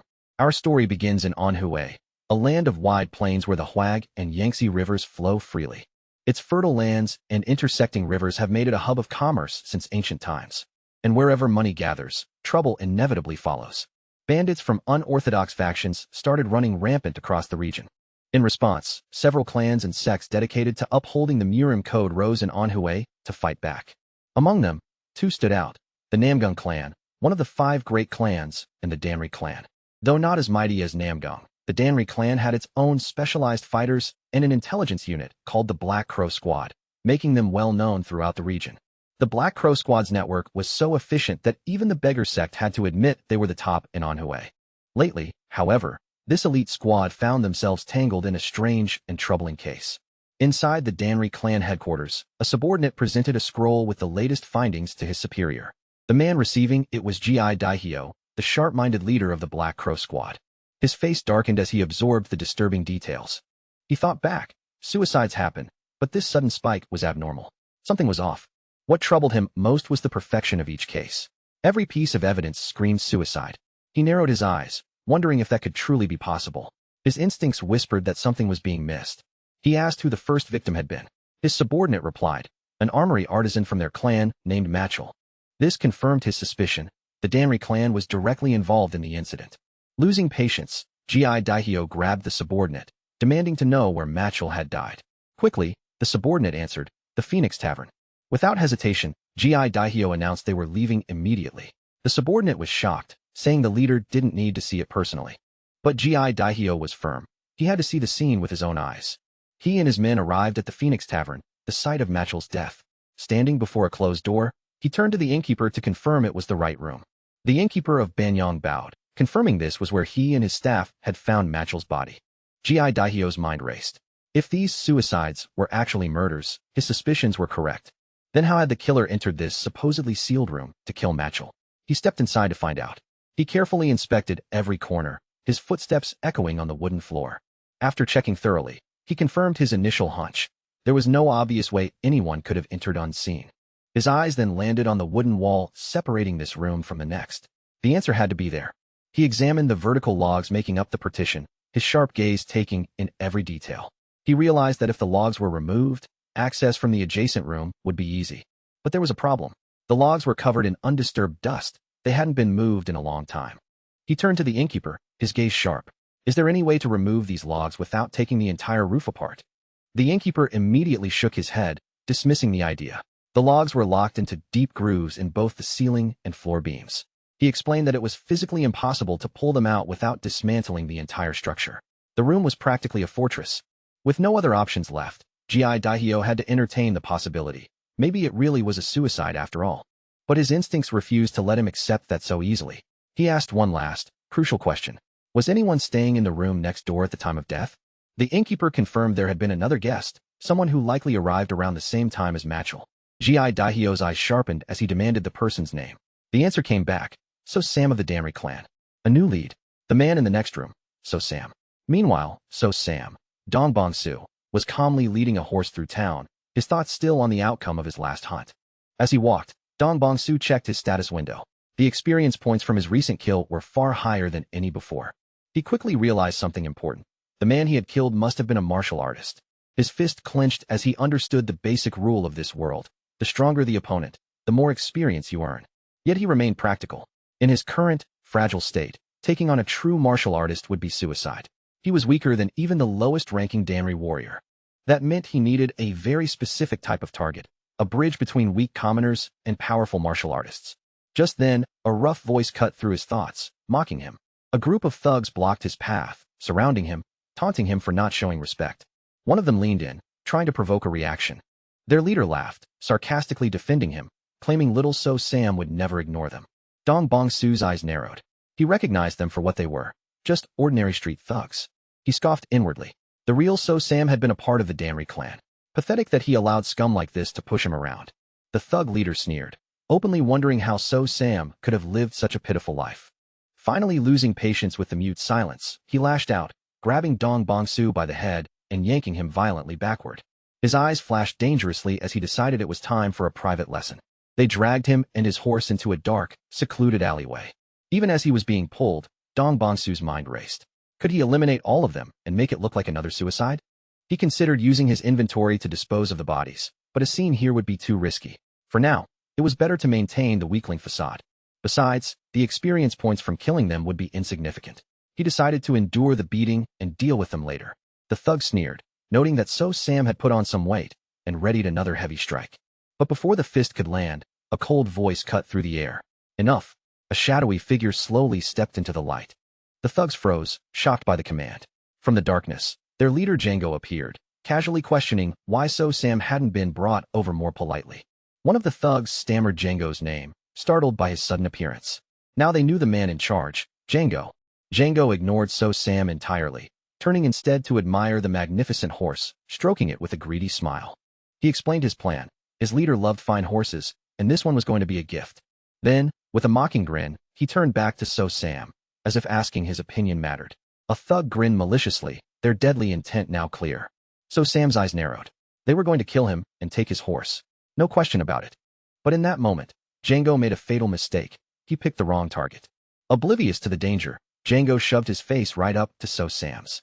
I won't ask twice, he threatened. But So Sam's demeanor had completely shifted. He looked up coldly, unflinching. Then just kill me. Why bother asking twice? The thugs froze. They couldn't believe it. The mute could actually speak. Before they could react, So Sam moved like lightning, striking Django. He called a single word, inventory. A brilliant flash of light erupted from his hand. In an instant, a gleaming sword appeared, lunging straight for Django's throat before he could even scream. The world twisted and blurred from the leader's perspective as life drained from him. Django, bleeding from the first strike, stared in shock, unable to comprehend how this weakling had turned into a demon. His arms went limp. The spark of life slowly faded away. As the thug collapsed, a brilliant pillar of light shot up from So Sam, enveloping him and his horse. An explosive wave of energy surged outward. He had just leveled up. A thug raised his hand to shield himself from the radiance, feeling an oppressive weight, as if chains were grinding him down.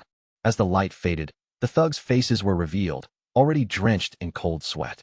The air shifted, turning cold. The frail, weak boy was gone, replaced by a dark figure radiating pure, lethal intent.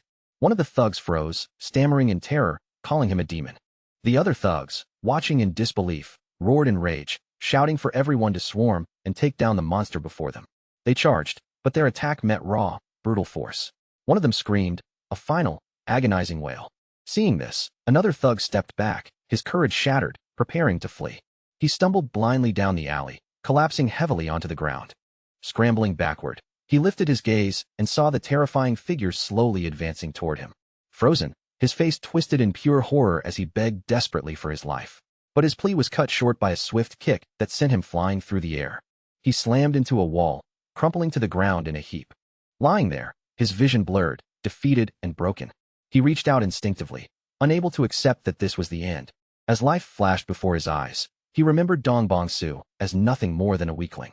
Just some money bag, someone easy to bully for cash whenever they wanted. He couldn't understand what had gone wrong. He never saw this coming. It was supposed to be a routine shakedown, just like all the others. Instead, he'd run straight into a monster. Just as his consciousness started to fade, a hand grabbed his head. Dong Bong-soo's cold voice muttered that the whole situation was frustrating. Standing over him, Dong Bong-soo watched as the thug could only curse his fate, dying at the hands of a kid who turned out to be a demon. Some time later, the thug slowly woke up in the dark alley, groaning in pain from the beating. He snapped awake, a horrified gasp escaping as the memory of the massacre flooded back. A calm voice asked if he was awake. The thug looked up to see Dong Bong-soo, trembling, calling him a demon. Now tied up, the thug sank to his knees, shaking uncontrollably. Dong Bong-soo let out a sigh, clearly irritated. Suddenly, a knife appeared in Dong Bong-soo's hand, the blade gleaming sharply. With predatory focus, he pressed the knife to the man, demanding the name of the first thug who had died. Terrified, the thug stammered, asking if he meant their leader, Django. Dong Bong-soo confirmed, pressing the blade closer as the man tried to recall the gang's name. In panic, the thug blurted out, the Black Snake Society. The name caught Dong Bong-soo's interest. He explained quickly, the Black Snake Society was part of the larger ebony syndicate that controlled the city's underworld, and Django was one of its executives. Dong Bong-soo processed this, an executive of a major gang. Things were getting more interesting. He remembered Django mentioning a leader, pressing the thug for more details. Panicked, the thug spilled everything. Their leader was Bang Pyong, and he had ordered Django to kill Dong Bong-soo and steal his horse. Dong Bong-soo smirked. So these organizations had a proper hierarchy, just like modern gangs. They'd be his next hunting ground. The thug broke down completely, sobbing. Dong Bong-soo simply said, fine. He made an offer. Tell him everything about the Ebony Syndicate and the Black Snake Society, and if the information was good, he might let him live. A flicker of hope lit the thug's face. Could he really be spared? He asked, desperate. It was a lie. Once Dong Bong-soo got all the information he needed, he disposed of the thug like the others. With the fight over, he activated his inventory, making the bodies vanish without a trace. He let out a quiet sigh of relief, glad the cleanup was finally done. He surveyed the empty alley. Only his horse remained, patiently waiting. Taking a moment, he sat down to process the day's events and analyze what he'd learned. He reflected on the fight, realizing 3 key things. First, he now had a new target, the Ebony Syndicate. He'd been looking for prey stronger than a civilian but weaker than a full martial artist, perfect for gaining experience. Now he'd found the ideal targets. From here on, he would hunt them down one by one. Second, he learned something crucial about leveling up. Looking at his hands in amazement, he noticed the old scars had vanished completely. Leveling up didn't just heal recent injuries. It erased every wound and scar on his body, making him physically perfect again. A cold, calculating look crossed his eyes as he realized the full potential of this ability. Could it even repair fatal damage to his heart or brain? If he leveled up close to death, he could risk far more in battle. The third discovery was the light. He remembered the massive pillar of light erupting from his body the moment he leveled up. While powerful, he immediately recognized its downside. It wasn't just flashy, it was a beacon, guaranteed to draw unwanted attention. This had to be hidden at all costs. His kills and abilities needed to remain a complete secret. After all, a true hunter must appear ordinary, blending perfectly with his prey. Only when you completely blend in with the crowd can you become the ultimate predator. He decides that to avoid that blinding pillar of light, he has to time his level-ups perfectly, either right at the end of a hunt or somewhere secluded where only his prey can witness it. With a plan in mind, Dong Bong-soo rises to his feet, ready to leave the alley behind. He takes hold of the horse's reins as the first light of dawn begins spilling over the rooftops. Before moving on, he casts one last glance down the alley, the site of his first major kill in this new world. As he steps away, he reflects on just how close he came to disaster. If Django had been slightly stronger, everything could have ended very differently. He walks through the waking city, realizing that pretending to be a mute isn't enough to keep him safe anymore. To survive and thrive, he needs to grow stronger, fast. And the only way to do that is to hunt more powerful targets, without revealing what he truly is. Lost in thought, plotting his next moves, a hand suddenly grips his shoulder. A stern voice cuts through the morning air, asking directly, "Are you So Sam?" Dong Bong-soo turns, meeting the eyes of a man with a sharp, intense gaze. The man wastes no words. "Did you kill Mackle?" The question hangs in the air. Dong Bong-soo's hand clenches into a fist, energy flickering along his arm. He's been found out. Suddenly, a system window flashes a stark warning. A critical error has occurred. The message updates, specifying that the error is in the Murim online system, but oddly suggests there should be no real issues with the game. So Sam sits alone in the dim light, remembering that this strange error only appeared after he hit level 2. He stares at the screen, a chilling thought crossing his mind. Maybe he's the cause of this glitch. He reasons that the problem stems from a fundamental conflict, his own existence. Something that shouldn't even be here, operating alongside the game system. A faint, twisted smile curls on his lips as he covers his mouth. The situation is starting to amuse him.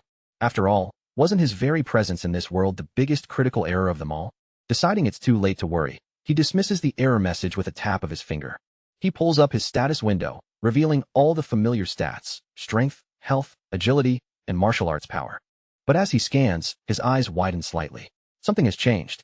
The stats that had been question marks are now solid gauge bars.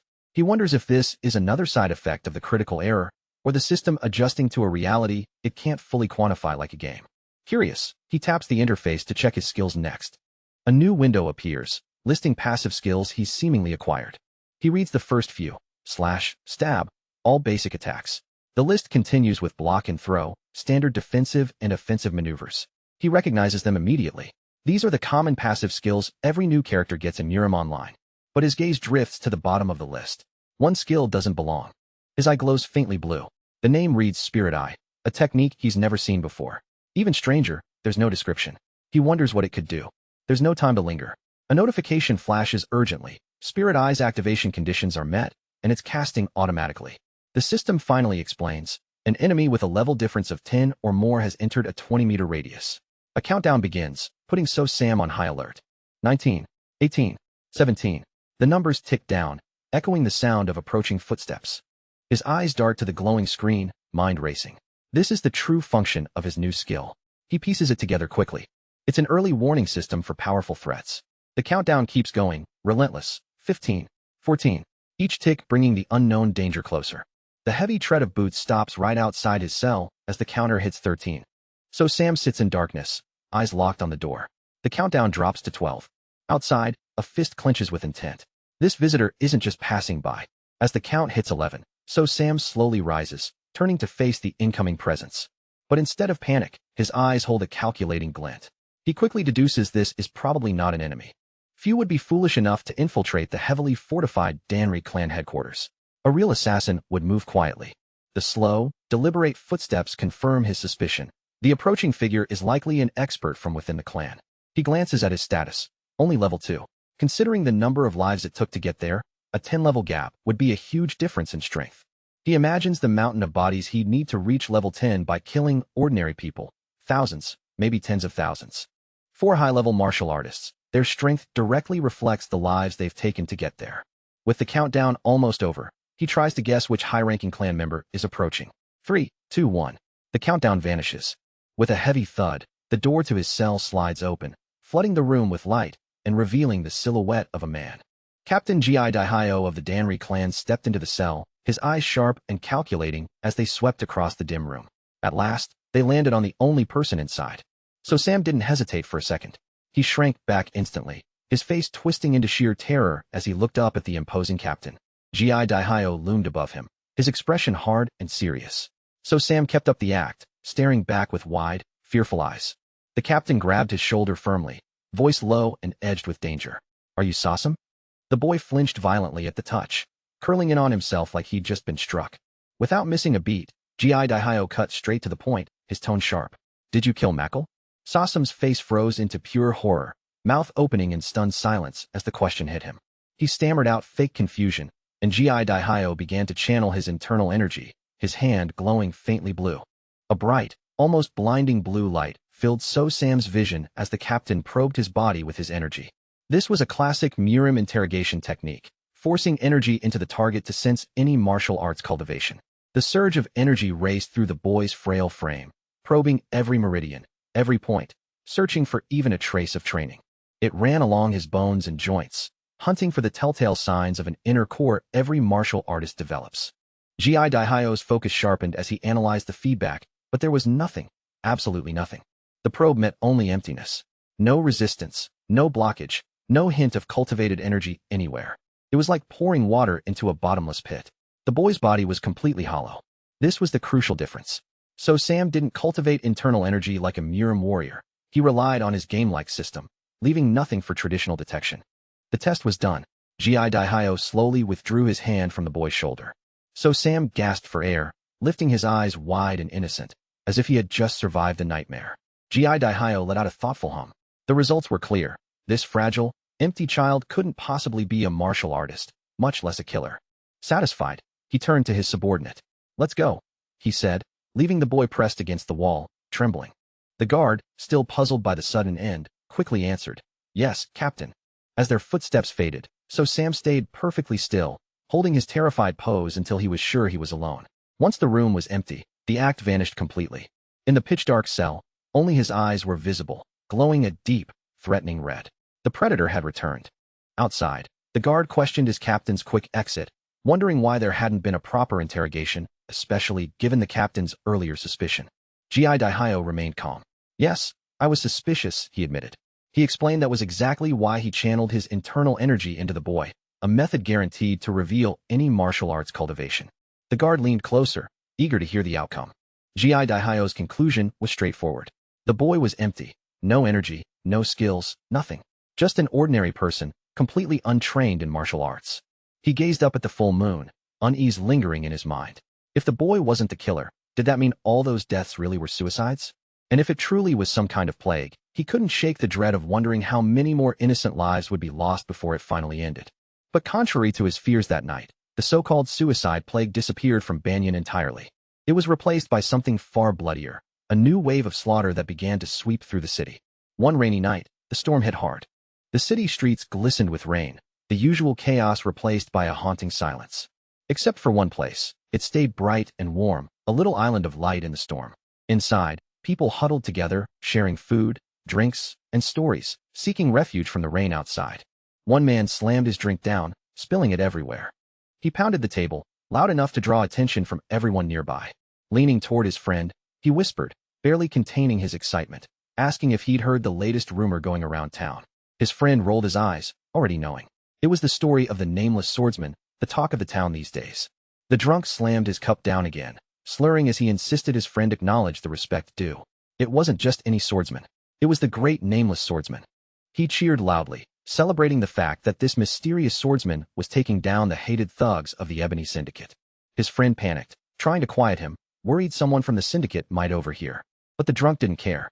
He laughed, bragging that the White Tiger Unit and the Red Wolf Sect, two of the syndicate's so-called mighty groups, had already been wiped out. The friend nervously reminded him that one group remained. If anyone from the Black Snake Society heard, it wouldn't end well. Unfazed, the man boldly declared their time was coming too. He was sure the great nameless swordsman would take them down next. Unnoticed by the rowdy crowd, a cloaked figure sat in the inn's corner, quietly listening to every word. Having heard enough, the figure rose and stepped out into the cold, relentless rain. It was So Sam, cloaked and now fully embodying the very nameless swordsman everyone had been talking about. His footsteps barely made a sound as he slipped through the rain-soaked streets, every step deliberate, his destination already set in his mind. Soon, he came across a narrow alley where a lone beggar huddled, trying to shield himself from the downpour. So Sam moved closer, his presence casting a long, dark shadow that swallowed the alley in an instant. Lightning streaked across the sky, and he sprang from rooftop to rooftop, gliding like a phantom toward his real target, the Black Snake Society's headquarters. At the gates, a solitary guard kept watch, silhouetted against the stormy night. But he wasn't paying attention. His head drooped, fast asleep, oblivious to the rain and the danger he was supposed to guard against. A sudden, sharp impact to his head snapped him awake. Another guard loomed over him, furious at the lapse. The sleepy man could only stammer out a weak apology. "Focus," the senior guard barked. "Do you realize what's out there? The nameless hero is on the loose." His grim tone made it clear. The mysterious warrior had already annihilated 3 of their rival sects, leaving them as the only one standing. The weight of that truth pressed down on the first guard, cold rain clinging to his sweat-drenched face. He squeezed his eyes shut, bracing himself for the inevitable confrontation.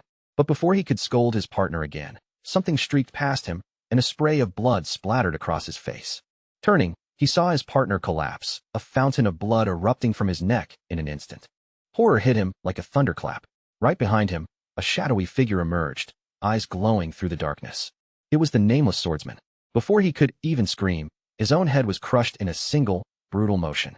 The cloaked figure now stood alone at the gates, bodies scattered around him. The first guard's severed head rolled down the stone steps, his face frozen in sheer terror, a silent record of the speed and brutality of the strike. The swordsman's eyes burned cold and sharp, locked entirely on the path ahead. With effortless strength, he pushed the massive gates open. Stepping into the courtyard, his lone silhouette cut a stark figure against the rain-slicked grounds. He moved with a quiet, terrifying calm, like a phantom claiming the souls within those walls. Suddenly, arrows rained down from the shadows, aimed straight at him. But he vanished in an instant. The volley struck nothing but wet stone, harmless and futile. His red eye glowed in the darkness, completely unshaken. He was exactly where he intended to be. Then, almost in a blink, more figures appeared. It was a trap. They'd been waiting for him, ready for him to step right into the ambush. He stood calmly in a field of missed arrows, unfazed. But this was only the first wave. An entire army of guards now formed before him, a voice cutting through the storm.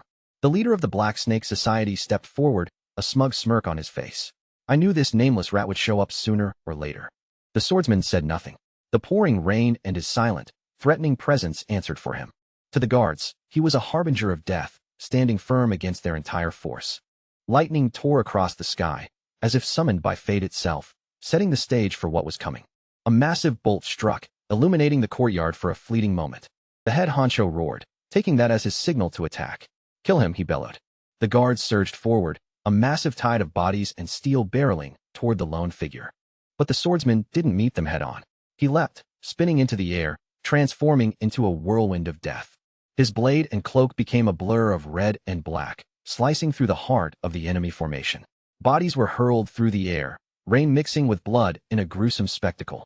A system window appeared, naming the devastating skill sweeping through them. A wave of red energy cut a bloody path straight through the charging horde. For a brief instant, the guards' faces froze in pure terror as they realized their fate. He tore through them relentlessly, each movement a deadly stroke. A phantom in motion, a whirlwind of blades and crimson light, leaving only corpses in his wake. The few who remained could only watch, horrified, as their comrades were slaughtered like nothing more than cattle. Even faced with such carnage, they didn't retreat. Madness drove them forward, each desperate to be the one to take his head. He continued his deadly dance, cutting down the chaotic mob that was more dangerous to itself than to him. Bodies flew with every spin, a whirlwind of death no one could approach. His blade sliced through flesh and bone, taking down multiple opponents with each brutal swing. He moved like a ghost through the storm, leaving trails of red in the rain with every motion. Using the disorganized guards as both shields and weapons, he tossed them aside before skewering several in a single, lethal strike. For a fleeting moment, it seemed the invincible swordsman had been trapped. Two guards, pierced but alive, pinned his blade with their combined strength. Thinking they'd finally caught him, the rest of the mob drew their swords and lunged, shouting insults at the coward they believed cornered. The guard's chest swelled with pride, thinking he'd finally trapped the monster that had been tearing through his comrades. But under the shadow of the swordsman's hat, a cold, chilling smile spread across his face. He'd never been trapped at all. He tried to grab his weapon to block, but it was useless. The two thugs pinned it down, holding the sword firm as if mocking him. Sensing the perfect moment, a massive thug lunged with a wild grin, still convinced the swordsman was cornered and ready to fall. Then, a glowing digital window suddenly appeared before him. It was his system inventory. As the dead guard slumped to the ground, he drew a fresh blade from the portal, ready for the next strike. The guard's final thought was pure confusion. How could a blade appear from nowhere? He never got an answer. The swordsman watched him collapse with indifferent, cold eyes. One life taken, one obstacle removed. But no man could face a whole army forever. An opening came, and a blade stabbed into his back. He rolled to create space, but the crimson stain on the shattered steel left no doubt. He'd been seriously injured. The head honcho, leader of the Black Snake sect, loomed over him, sneering. Tossing aside the broken sword, he bragged about drawing first blood. The swordsman's gaze flicked to the wound, calm as the leader mocked him, admitting he truly thought he faced an invincible monster.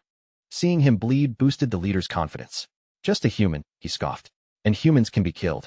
That realization sent a wave of frenzy through the remaining guards. A human could die, and they were ready to be the ones to do it. Clutching the steel buried in his side, the swordsman's hand was soaked in his own blood. But instead of pain, he removed his straw hat and let it fall into a puddle at his feet, calm and deliberate. The strange serenity shattered the leader's confidence. He froze, trying to figure out what the swordsman was planning. "Why are you laughing?" the head honcho demanded. The swordsman finally revealed his face, wide, glowing red eyes and a manic grin splitting his features. The human had vanished. Only a laughing psychopath remained. A chilling, psychotic grin stretched across his face, eyes alight with excitement. The hunt had truly begun. Rain pounded down on the Black Snake Society's stronghold, dark and relentless. Inside the fortress, syndicate members cowered within the wooden building, waiting, terrified, for their target. One guard's panic rose. The screams from his comrades had stopped, and a horrifying thought struck. Could one intruder have killed them all? He tried to rationalize it, thinking of their crimes, extortion, human trafficking, murder, as if those were minor offenses. Anger twisted through his fear. Why were they being singled out when the world was full of worse people? Begging wouldn't save them.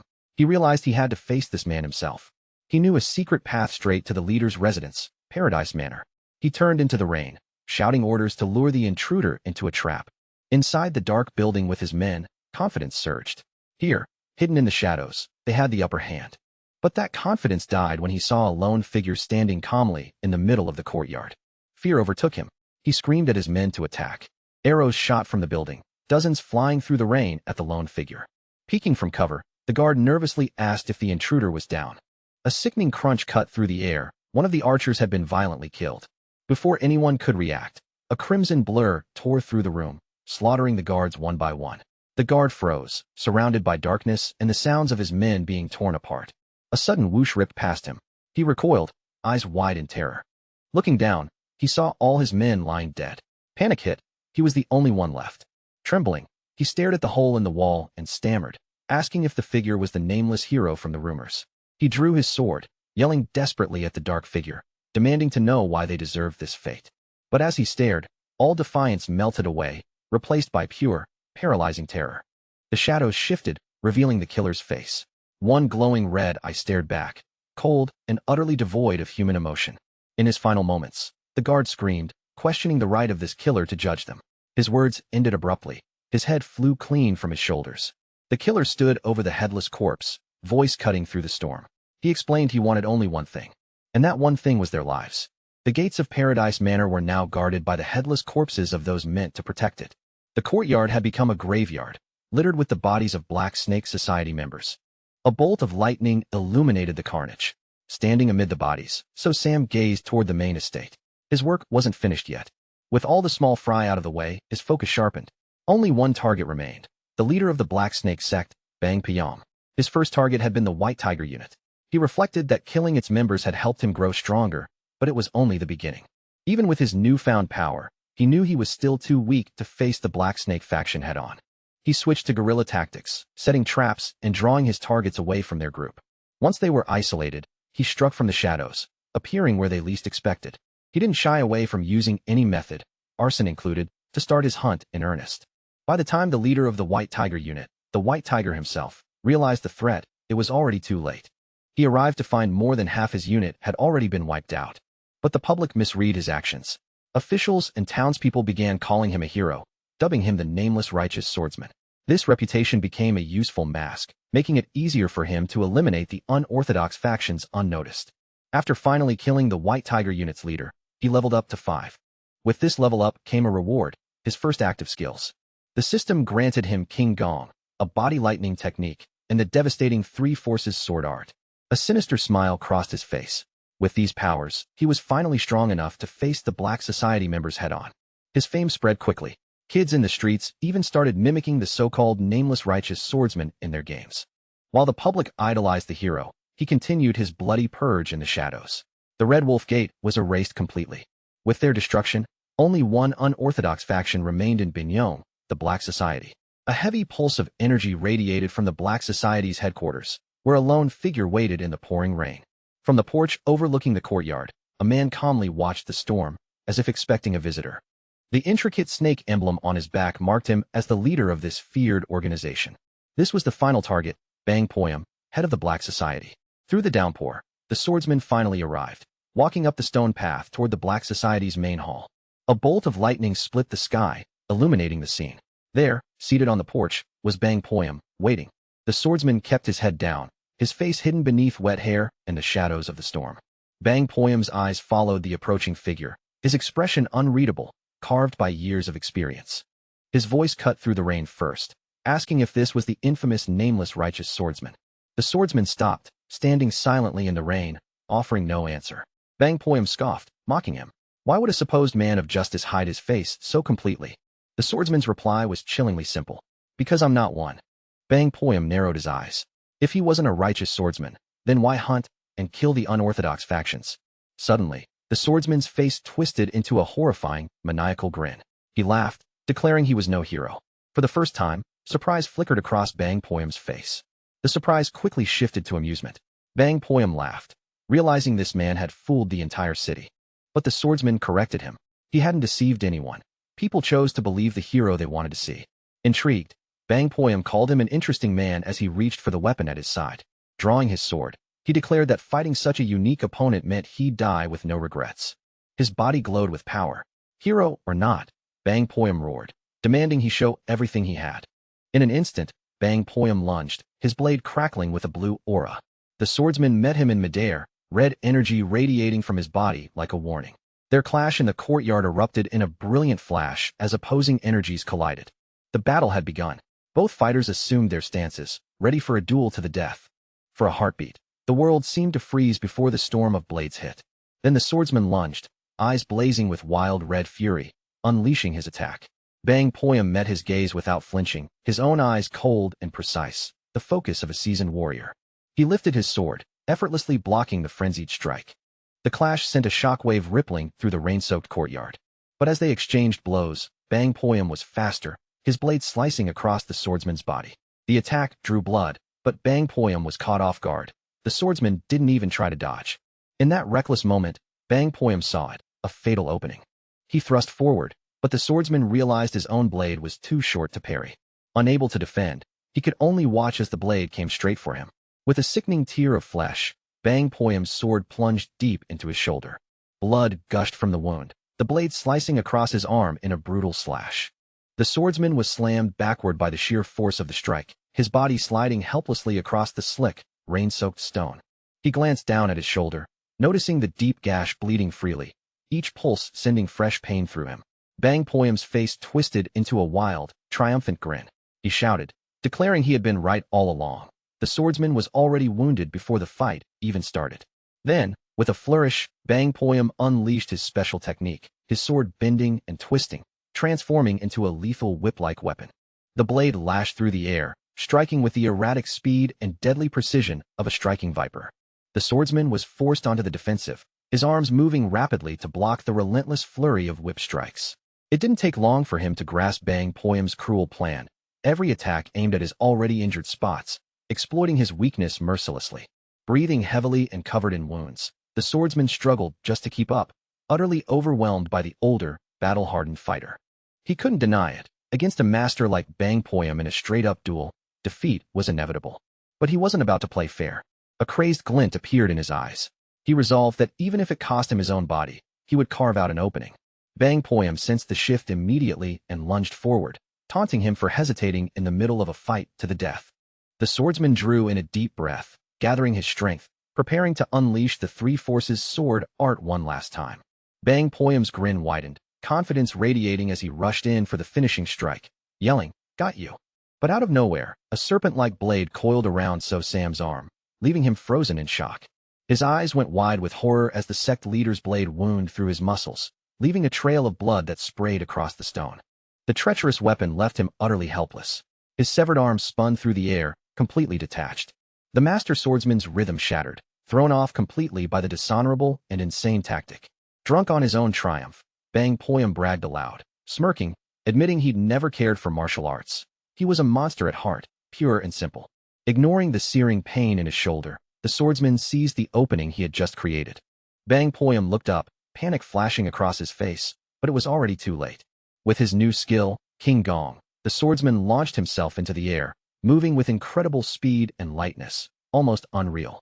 This was the heart of his plan, the moment he had been waiting for. From above, he unleashed the second form of the three forces sword art, core striking slash, in a single, devastating strike. A massive wave of energy erupted, engulfing Bang Poyam entirely. The swordsman hit the ground hard, battered and bleeding, yet he remained the one standing. Rain poured down as the duel raged on. Dark, serpent-like energy slashed through the air, relentlessly assaulting So Sam. Even drenched in his own blood, So Sam's eyes burned with wild energy. A manic grin spread across his face as he thrived in the life-or-death chaos. The whip-like attacks came fast, unpredictable, slicing from the shadows with lethal intent. Then, his expression snapped from madness to cold focus. His eyes narrowed, tracking every movement of his opponent. Bang Poyam unleashed his full power, summoning a gigantic spectral serpent that towered over the lone swordsman. He stepped forward, voice dripping with disdain, finding it strange that So Sam would risk his own body as bait. Bang Poyam declared this reckless style wasn't the mark of a martial artist. It was the way of a hunter, or perhaps even an assassin. So Sam stayed silent. In his mind, he admitted that in a straight fight against a master like this, defeat was all but certain. Bang Poyam let out a sinister laugh, eyes glinting with cruel certainty, ready to teach his opponent a harsh lesson. He sneered, pointing out that in a life-or-death duel, secrets were power, and So Sam's injuries were on full display. Gloating, Bang Poyam revealed his monstrous snakeskin armor, confident that So Sam had no more tricks left. To him, that was the young swordsman's fatal mistake. But So Sam wasn't broken. Calmly, he lifted his sword, his expression unreadable, bracing for whatever came next. Seeing this, Bang Poyam mocked him, certain that So Sam had exhausted all his options and was merely making a final, desperate stand. As the serpent's coils tightened around him, So Sam held his ground, eyes locked on his enemy, blade steady. With a glare from his glowing yellow eye, Bang Poyam issued the final command, "Die now." The giant energy serpent roared, lunging forward, aiming to strike down the one it deemed a nameless, murderous demon. The massive attack tore through the darkness, an unstoppable force intent on obliterating So Sam completely. So Sam stood alone in the path of the assault, the raw energy threatening to engulf him entirely. But he had no intention of meeting it head-on. In one swift motion, he twisted and slammed his foot into the ground. A cloud of dust and debris erupted instantly. Bang Poyam sneered, clearly irritated by the feeble attempt to obscure his view. Roaring in anger, Bang Poyam scoffed, claiming that such a simple trick was useless. A little dirt couldn't stop a master. His spiritual serpent whipped through the cloud, locking on with deadly precision to what he assumed was So Sam's position. The whip sword shot forward like a spear, hitting its mark with a sickening, heavy thud. Bang Poyam's face twisted into a vicious, triumphant grin as he felt the strike land. "Huh, I finally got you," he snarled. As the dust finally cleared, his eyes went wide. The figure he had just struck, it wasn't the swordsman. Wait, what? Horror hit him instantly. His blade had pierced the chest of one of his own Black Society subordinates. So Sam had used a corpse as a shield. It was a decoy. Cold dread washed over him as he realized his fatal error. If that was the decoy, then the real one was somewhere above him. And there it was, right above his head. So Sam had seized the moment of shock, appearing with his sword raised for a decisive strike. A system window blinked into existence before So Sam's eyes as he activated his new skill, the second form of the Three Forces sword art. Bang Poyam could only stare, paralyzed, as So Sam unleashed the ultimate technique, the core striking slash. In a flash of light, the blade cut through the air, smashing past Bang Poyam's defenses with unstoppable force. Blood sprayed everywhere. At the very last moment, Bang Poyam had managed to shove his hand into the path of the blade. The sword buried itself into his chest, halted only by his desperate attempt to shield his heart. A scream tore from Bang Poyam's throat as the energy coursing through the sword ravaged his body. So Sam's eyes flickered with surprise. Even in that split second, the old master had the instincts to block the blade with his own hand to protect his heart. But Bang Poyam wasn't done yet. Using the last of his strength, he roared, "Not yet. It's not over." In a desperate gamble, his whip sword slithered and lunged back toward him, trying to intercept the danger and buy him time. The whip sword cut through the air like a snake, streaking towards So Sam's face. Bang Poyam's risky move worked. He forced the swordsman to back off just enough, creating a small breathing space. Insanity matched insanity. The sect leader grabbed the blade with his bare hand, madness dripping from his voice. "Where do you think you're going? I won't let you escape." But So Sam showed no fear. Calmly, he summoned a glowing blue screen midair, his inventory. From it, the bodies of the men he had killed spilled forth, a grotesque, shocking flood. Bang Poyam could only scream in disbelief as a torrent of his own dead subordinates erupted from this impossible space. The wave of corpses slammed into him, a nauseating tide of death that sent him tumbling to the ground, his mind cracking under the shock. He collapsed among the bodies of his fallen men, his spirit finally broken. Coughing up blood, his mind raced. To think his opponent could summon corpses from thin air, it meant even more unimaginable tactics were waiting. He looked across the courtyard, now silent and littered with bodies, the scene of total defeat. Rain poured over the fallen, a quiet testament to the massacre that had just unfolded. A surge of pure rage snapped him back. Gritting his teeth, he refused to accept this reality. Struggling upright, he screamed into the night, demanding to know where the coward had fled. His rage turned to manic fury. Using corpses as weapons, it was unthinkable. That So Sam is nothing but a lunatic, he shouted. Then, a sharp projectile whistled through the air toward his head. Even weakened, his instincts kicked in. With a grunt, he blocked it with his whip sword. Enraged by these constant psychological assaults, Bang Poyam roared, demanding an end to such dirty, dishonorable tactics. But before his words could fully leave him, another arrow shot straight at his face. His eyes widened, scrambling to react. The arrow pierced him. He staggered back, stung not just by the wound, but by the humiliating realization that he'd been played from the start. A horrifying thought crept into his mind. Could it be that he, the great hunter of the Black Society, had become the prey? In his eyes, So Sam had transformed into a monstrous predator, and he was the trapped target. Absolute terror consumed him. How had it come to this? Bang Poyam, the master of the Black Society, reduced to a cornered animal. Desperately, he tried to regain composure, eyes darting frantically across the courtyard for any sign of his foe. In his frantic search, he swung wildly at empty air, striking shadows he thought were his enemy. Face twisted with madness, he roared, "Where are you hiding?" So Sam stayed hidden, but didn't strike. Instead, he used another corpse as a decoy, toying with the sect leader, whose grip on sanity was slipping fast. A flash of realization and horror crossed Bang Poyam's face. He saw instantly that So Sam was wielding yet another dead subordinate as a weapon. No honor, no technique. Only the bone-chilling sounds of flesh being torn, a human body twisted into a tool to crush an enemy's mind. Agony and shock widened his eyes. A silent scream frozen on his face as his life ended in the most grotesque way.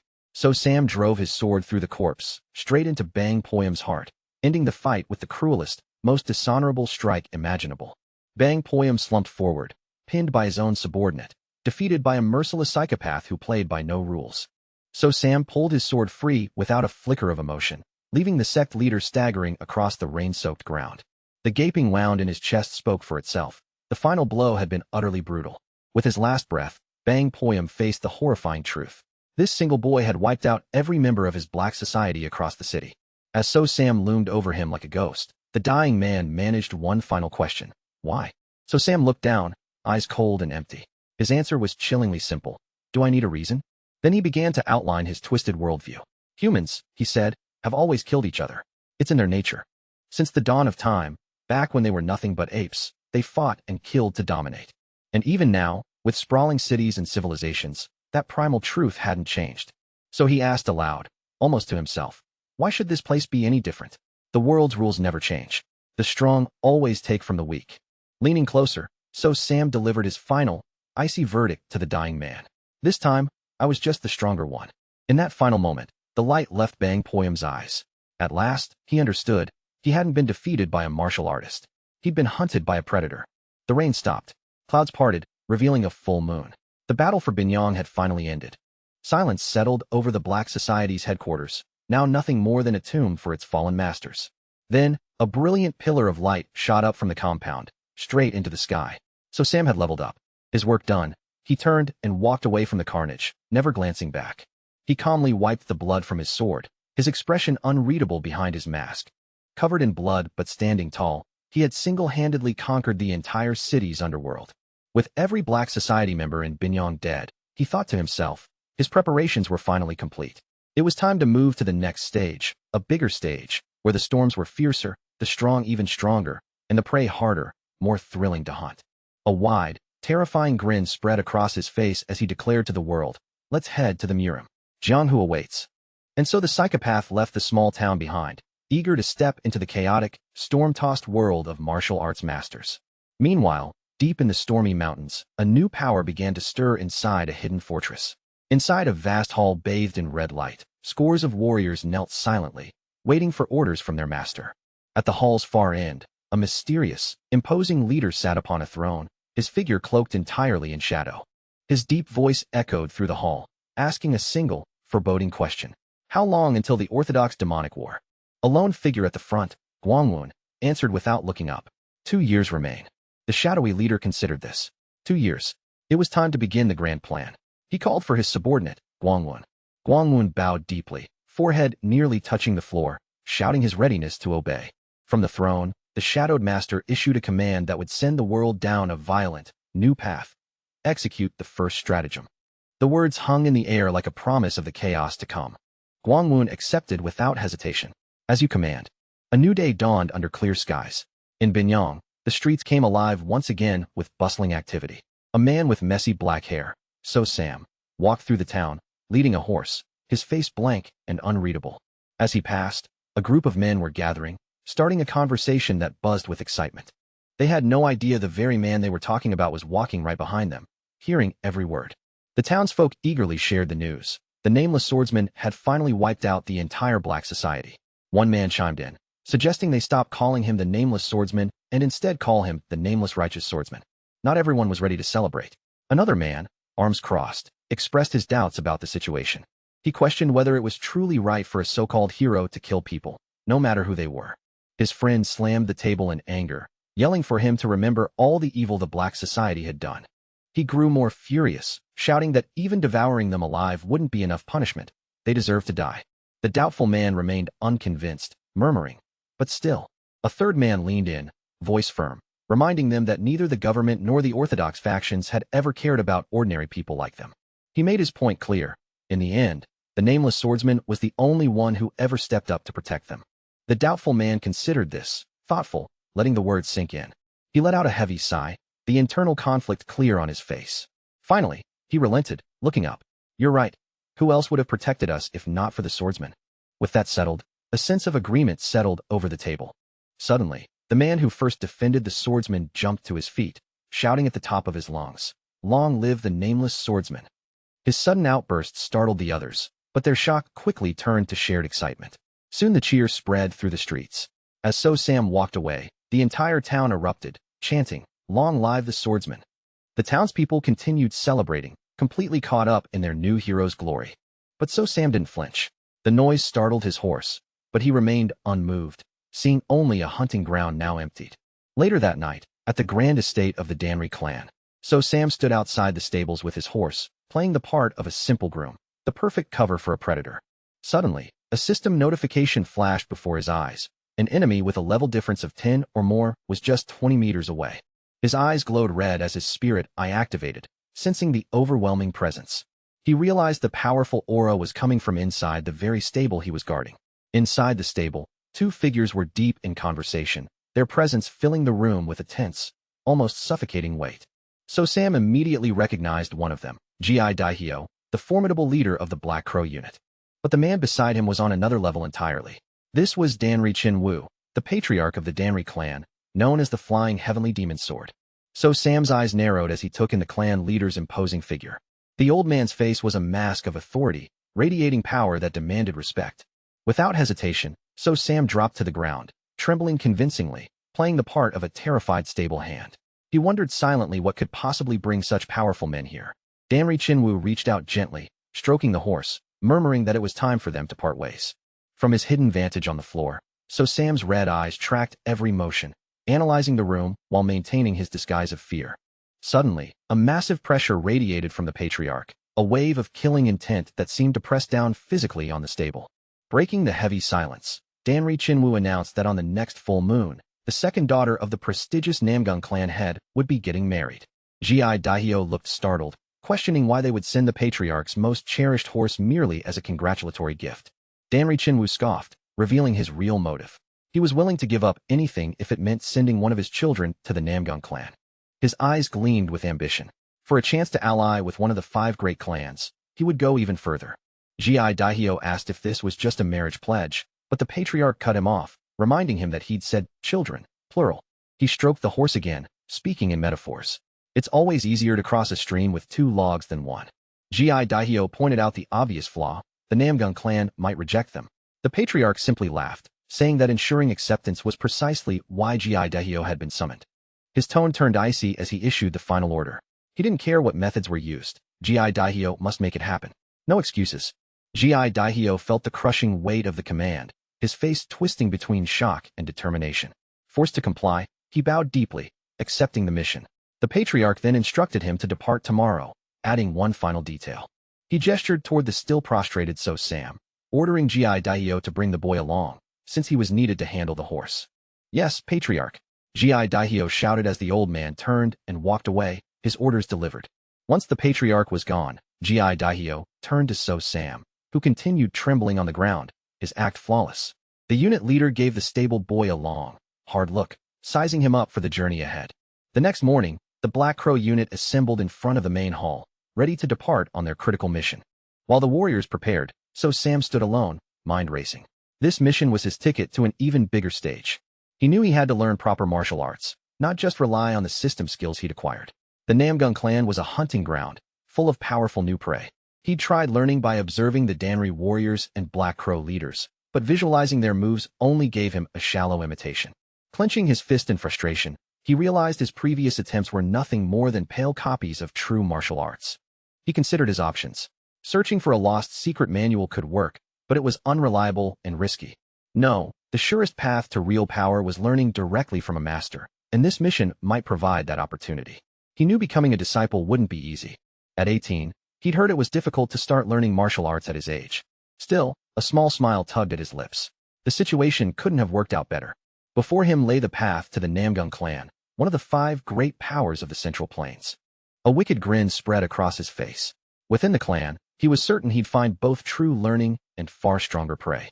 One of the unit commanders announced that the Black Crow unit was fully assembled and ready to move out. The massive procession began to move, with So Sam blending in seamlessly among the soldiers, just another face in the crowd. Gi Daihyo, mounted on his horse, took a head count, noting only the young master and young lady were missing.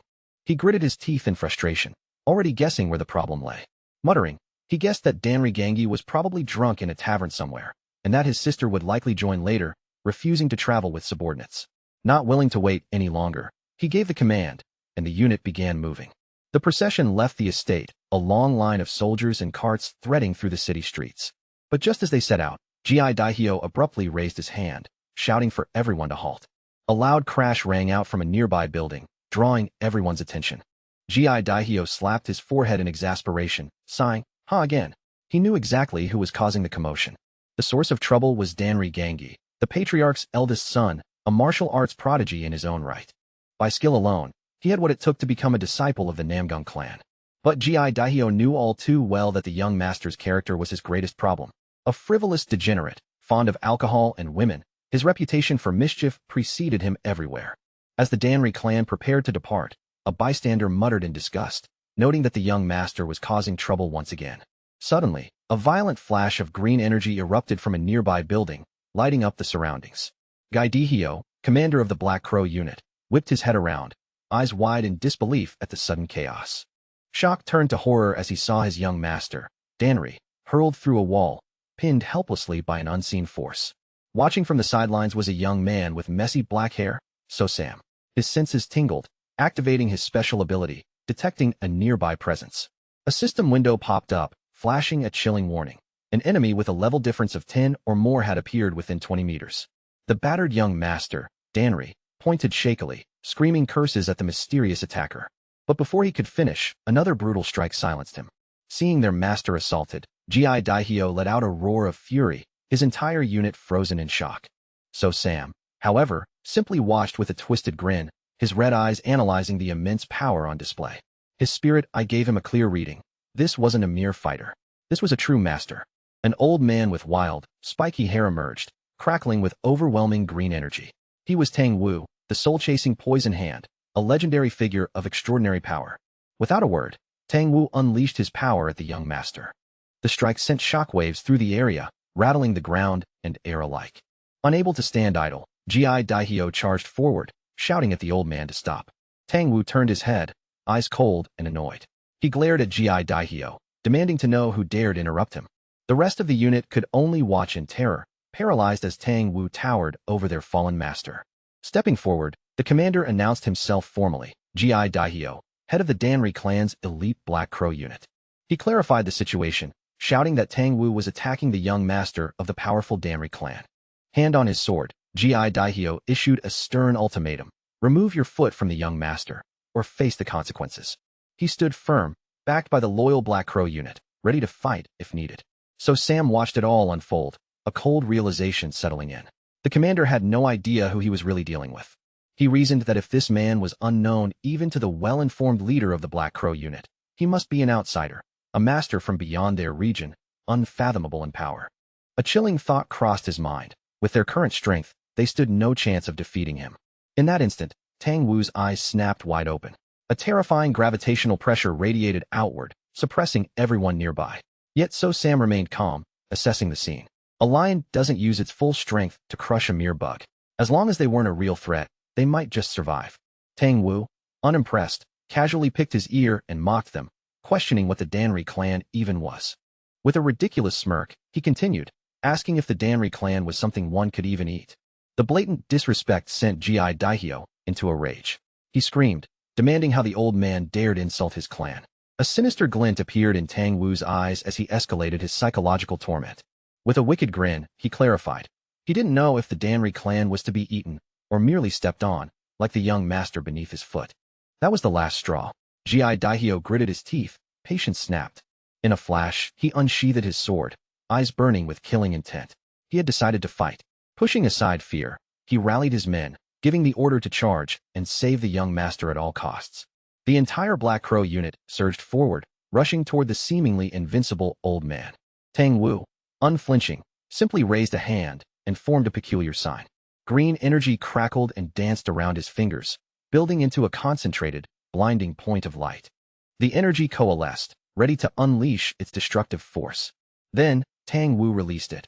A devastating wave of green light streaking across the battlefield toward the charging soldiers. Gi Daihyo, at the forefront, could only stare in horror as the lethal energy hurtled straight at him. In an instant, chaos erupted. Soldiers were blasted into the air, and Gi Daihyo realized too late the nature of the technique. The green energy struck him, and a silent scream escaped as his consciousness slipped away. With a single move, the entire elite unit was obliterated. Tang Wu stood alone among the fallen, the undisputed victor. Gi Daihyo now knew the name of the legendary technique, soul-chasing flying butterfly. Lying defeated, Gi Daihyo looked up at the old man in sheer terror, finally grasping his true identity. Tang Wu sneered, impressed that even a lowly country commander had the eyes to recognize him. He confirmed the commander's worst fears. He was indeed Tang Wu, the infamous soul-chasing poison hand. His name carried immense weight, one of the top 20 strongest in the entire Murim world, beneath only the two legendary gods. Beneath them were the three monsters, beings of unimaginable power, followed by the 5 pinnacles, masters at the very peak of the martial world. And then the 10 greats, supreme masters among whom Tang Wu belonged. He was the supreme master of the Sichuan Tang clan, a living legend standing before them all. His title alone sends shivers down the spine. Rumor has it, anyone who crosses him won't survive his venomous wrath. Death itself offers no escape. So Sam stands in the middle of the wreckage, untouched, calmly taking it all in. He's staring down one of the Murim's top 20 masters. It clicks instantly. The fool from the Danri clan just triggered a huge disaster by poking at a monster like this. The fallout could be catastrophic. Offending a master of Tang Wu's level? That could mean the total annihilation of the Danri clan. So Sam watches, tense but curious, wondering exactly how this train wreck is going to unfold. Then HWA steps forward, calling out to her grandfather, Tang Wu. She waves off the chaos, telling him to ignore the naive villagers and just move on. But Tang Wu doesn't budge. His gaze locks onto something, or someone, among the crowd. A slow, unsettling smile spreads across his face. Clearly, he spotted something far more intriguing than the people he just crushed. HWA assumes it's over, remarking that the lesson should be enough to teach the young master some respect. Tang Wu grumbles, disgusted that someone claiming ties to the righteous Orthodox faction would start the day drunk and causing trouble. He adds that he could punish him even more severely, but he's restraining himself. One last warning. If the young master keeps harassing women, his life will end quickly. He turns to the barely conscious commander on the ground, asking if he got the message. Gi Daihyo, trembling, can only stammer a hesitant thank you for the master's mercy. The thanks seemed to amuse Tang Wu. With a flick of his hand, a surge of energy bursts from his fingertips. He sends a wave of power that snags every needle that had struck the commander and his men, pulling them back with a sharp whistle. In an instant, each needle is tethered by energy threads, steadily retracting back to his hand. With the scene quieted, Tang Wu finally decides it's time to leave. He starts to turn toward his granddaughter, ready to depart, then freezes, fist clenched. His eye widens, pupil spinning with sharp focus. Something has caught him. Amid the fallen warriors, one person remains standing, completely unshaken. So Sam. Even so, Sam looks surprised, as if he just noticed he's the only one left upright. Tang Wu's piercing green gaze locks on him. So Sam meets it, cold and emotionless. Tang Wu tells his confused granddaughter to wait. He's not leaving yet. Ignoring everyone else, the legendary master begins to stride slowly down the line of bodies, straight towards So Sam. Panic hits So Sam hard. The apex predator is walking straight for him. Tang Wu stops right in front of him. So Sam can't help but wonder, why him? Face to face now, the frail stable boy and the Murim legend lock in a tense, silent standoff. From behind, HWA calls out, asking what he's doing. Tang Wu dismisses her, saying it's just a simple question for the boy. So Sam can hardly believe it. Why would a supreme master, one of the 10 greats, even care about a lowly stable boy like him? Tang Wu's eyes, swirling green like twin vortexes, drill into So Sam as he asks a simple, yet terrifying question. What is your name? So Sam freezes, mind blank. Under the master's crushing presence, no words come out. Losing patience, Tang Wu's aura flares. His eyes glow with a deadly green, repeating his demand, voice low and threatening. So Sam stands frozen, eyes wide with shock under the sheer weight of the master. Tang Wu's hypnotic gaze seems to peer right into his soul. The boy's silence only irritates the old master further, who mutters in frustration. At that moment, another man steps forward, explaining that the horse handler can't speak. Tang Wu's stern expression flickers with surprise. The boy is mute. Instead of annoyance, the revelation seems to spark his curiosity. He studies So Sam intently, eyes sharp and calculating. So Sam stays perfectly still, enduring the master's unwavering stare without a single word. Standing under such immense presence, So Sam realizes this isn't just questioning. He's being assessed. Yet the gaze isn't hostile. It feels more like he's being examined as something rare, something valuable. His mind races. If a master of Tang Wu's caliber is this interested, there has to be opportunity here. This is the opening he's been waiting for, a chance to finally shed the lowly identity of So Sam, the horse handler. Without warning, Tang Wu lunges, grabbing So Sam's wrist and channeling a fierce green energy into him. The energy shoots through So Sam's meridians, testing every limit of his body. Whatever Tang Wu discovered sends him into wild laughter, echoing across the courtyard. In that instant, a massive dark power stirs within So Sam, swirling like a storm ready to break loose. Just moments before, Tang Wu had approached the man in charge, asking about the trip to the Namgung clan for the marriage alliance. Then his focus shifted to So Sam. When asked about the boy, the man simply explained he's the handler for the Fergana horse they're giving as a gift. With a grin, Tang Wu casually suggests he should just take the boy along. The Danri clan's representative immediately panicked, stammering that without So Sam, no one could handle the prized Fergana horse. Tang Wu paused, brushing off the man's worries. He argued that all they really needed was to deliver the horse safely to the Namgung estate. Then he made his decision clear. Once they arrived, the boy would come with him. The political side? He would deal with the Namgung clan personally. To seal it, Tang Wu offered to write a letter to the Danri clan's head, even including payment for the boy. With a faintly condescending tone, he asked if that would be acceptable.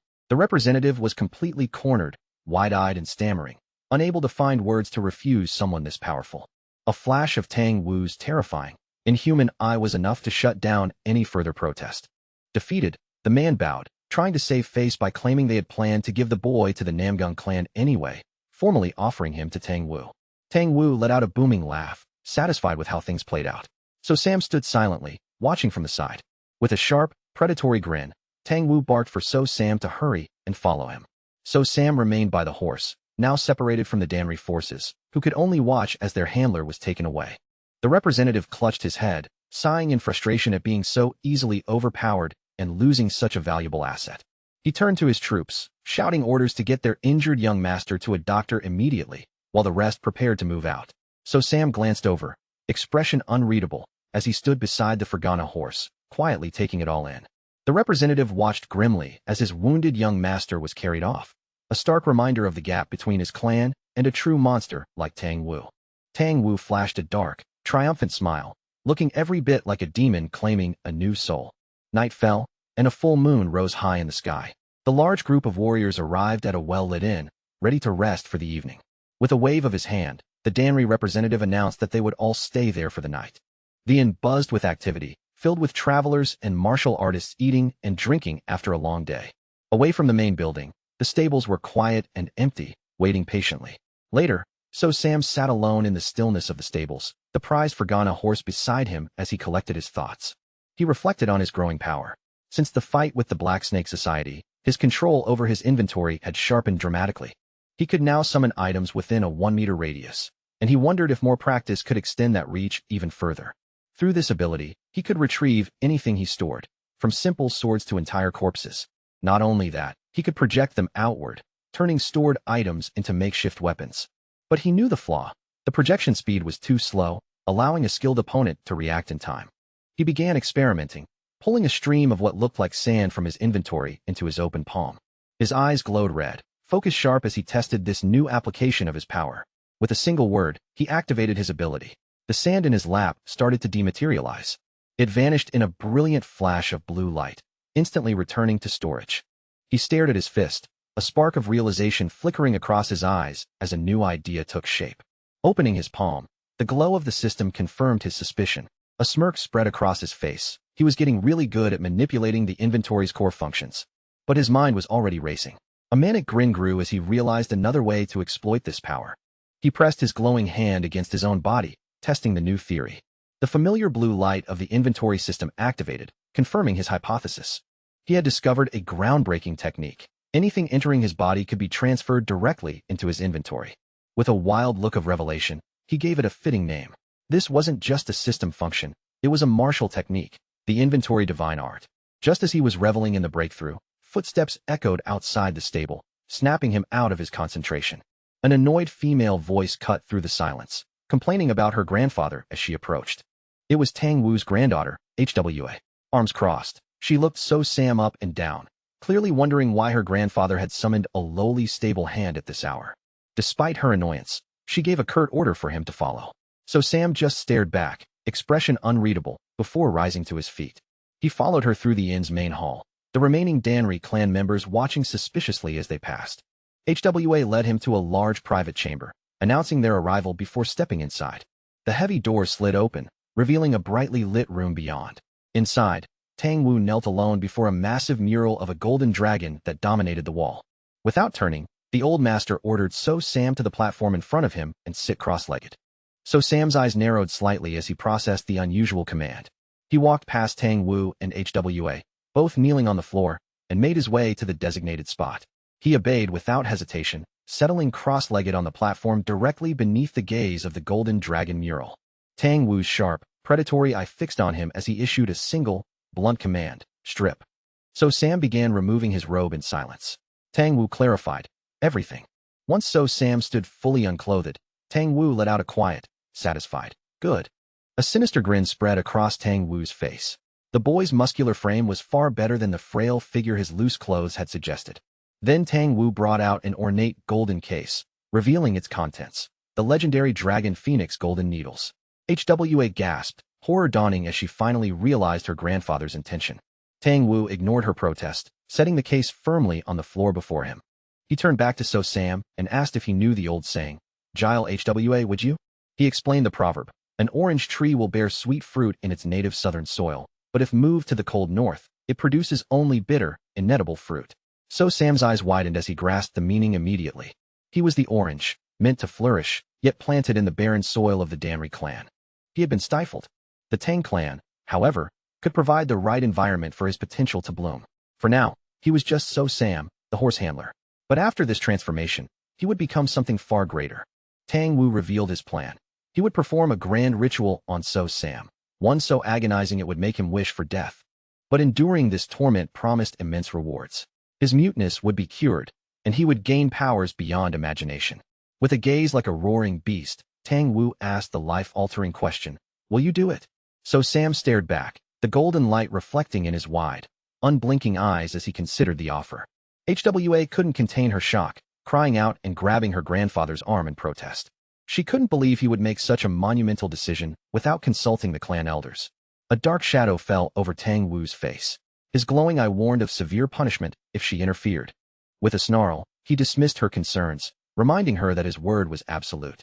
HWA gasped, stepping back, shocked by his sharp tone and palpable anger. Ignoring her completely, Tang Wu let out a quiet, menacing chuckle. That chuckle escalated into a booming, maniacal laugh that filled the room. A single bead of sweat rolled down Aichua's cheek, born of fear and frustration, as she realized she was utterly powerless. From his platform, So Sam observed everything, finally understanding the situation. His spirit eye activated, crimson lights swirling in his pupil, revealing the full truth. He glanced at the silenced HWA, then back at the imposing figure of Tang Wu. The old master's gaze sharpened as he waited for So Sam's final answer. Tang Wu presented the glowing case, his voice heavy with anticipation. He formally asked if So Sam was ready to endure this agonizing trial to receive the Tang clan surname. A predatory glint shone in So Sam's red eyes. For the chance at this kind of power, there was no other answer. Before him lay the Dragon Phoenix golden needles, the key to his transformation and the start of a terrifying new path. In the Murim, there was always talk of kids born with insane martial potential. There were things like the heavenly meridian body and the wheel-turning sacred emperor aspect. Then the cosmic sacred bone and the heavenly martial heart, true legends. Such talents were so rare they appeared only once every few hundred, even 1,000 years. Being born with one practically guaranteed a historic impact. But according to Tang Wu, the greatest talent of all was something else entirely. He looked at So Sam, the boy he'd picked up for free, feeling like he'd hit the jackpot. He no longer cared about those once-in-a-century talents. He was convinced So Sam had a body unseen since the dawn of the Murim, the legendary body of no meridians. At first, he assumed he was just looking at an ordinary boy with no training. But on closer inspection, he realized the body had no acupoints, no energy pathways. It was a total void. So empty, it almost didn't seem human. But that was precisely what made it special. With no paths set, Tang Wu could mold him into whatever he desired. He believed that if he trained him properly, he could restore the clan's lost 10,000 flower rain technique. If this works, every martial power in the Murim will have no choice but to bow to the Tang family. The old man grins, holding the future of his entire family in the palm of his hand. He prepares his tools, casting one last look at So Sam. Are you truly ready to take on the Tang surname? He asks. So Sam doesn't flinch. He simply nods, firm and steady. Tang Wu warns him, he's not officially a full member of the family yet. Eventually, he'll have to prove himself to the elders and the clan head. And on top of that, there's a real risk he could die during this ritual. Will you still do it? The boy meets his gaze, unshaken. There's no backing down now. Tang Wu smiles. That's the answer he was hoping for. He's ready to begin the Great Reformation ritual. He tells HWA to stand guard outside. She moves toward the door, leaving the two of them alone with the hovering golden needles. Energy swirls around Tang Wu as he channels his power into the ritual. Green light flares from his hand, sharp and dangerous, as he prepares to strike. He centers himself behind So Sam, the golden needles glowing with focused intent. I shall begin, he says, eyes locked and precise. He selects a single golden needle, ready for the first puncture. With a swift motion, he drives it straight into the top of So Sam's head. Energy surges through the needle as it embeds itself deep. So Sam sits silently, enduring the pain, taking it all in. He knows the others assume he's clueless, using silent sound transmission to communicate. But he's reading lips, a skill he mastered as an assassin, catching every word. He chuckles quietly at the body of no meridians label. He knows the body only appears empty because of his game system. With a status window and stats visible only to him, he's become something not fully human, not fully a character. Tang Wu is completely sold on the legend. Realizing this, So Sam decides to lean into it. If the old man wants to believe he's discovered a once-in-a-thousand-year genius, fine, he'll play the part perfectly. Tang Wu returns to work, focusing all his energy on the boy's back. So Sam is basically a human pincushion now, but Tang Wu couldn't be happier. Even with these temporary acupoints, the energy flows flawlessly. In fact, Qi moves through this empty vessel several times faster than in any ordinary martial artist. To Tang Wu, he's witnessing a once-in-a-lifetime masterpiece. Still, he's paranoid. He reaches for a secret box hidden in the room. Inside, a swarm of writhing centipedes crawl over each other in the dark. He picks out a glowing one, not just a bug, but poison goo meant for control. He knows he must be careful. A talent this rare is a huge target. He isn't letting anyone steal his new prize, so he preps a little insurance. The goo will serve as a fail-safe, in case the boy ever turns against him. Without hesitation, he guides the parasite into the boy's ear canal with a needle. His eyes go full psycho. If he can't own this talent, no one else will either. The room fills with dark green energy as the ritual peaks. Every needle on So Sam's back channels Tang Wu's immense power. It's a grueling, surgical process, and Tang Wu handles every placement with care. Finally, the energy settles. The needles complete their work. Outside, the sun dips low, marking the end of a long day. The building stands silent as the ritual draws to a close. Inside, fading light casts deep shadows across the room. Tang Wu exhales, gazing at his finished masterpiece. The ritual is complete. He tells the boy that his life as a lowly horse handler for the Danri family is over. From this moment, he is a member of the Tang clan, the greatest family in all of Sichuan. Tang Wu realizes that with his new status, a new name is needed, something that fits the path ahead. He officially dubs him Tang Sam, marking him as the newest disciple of the clan.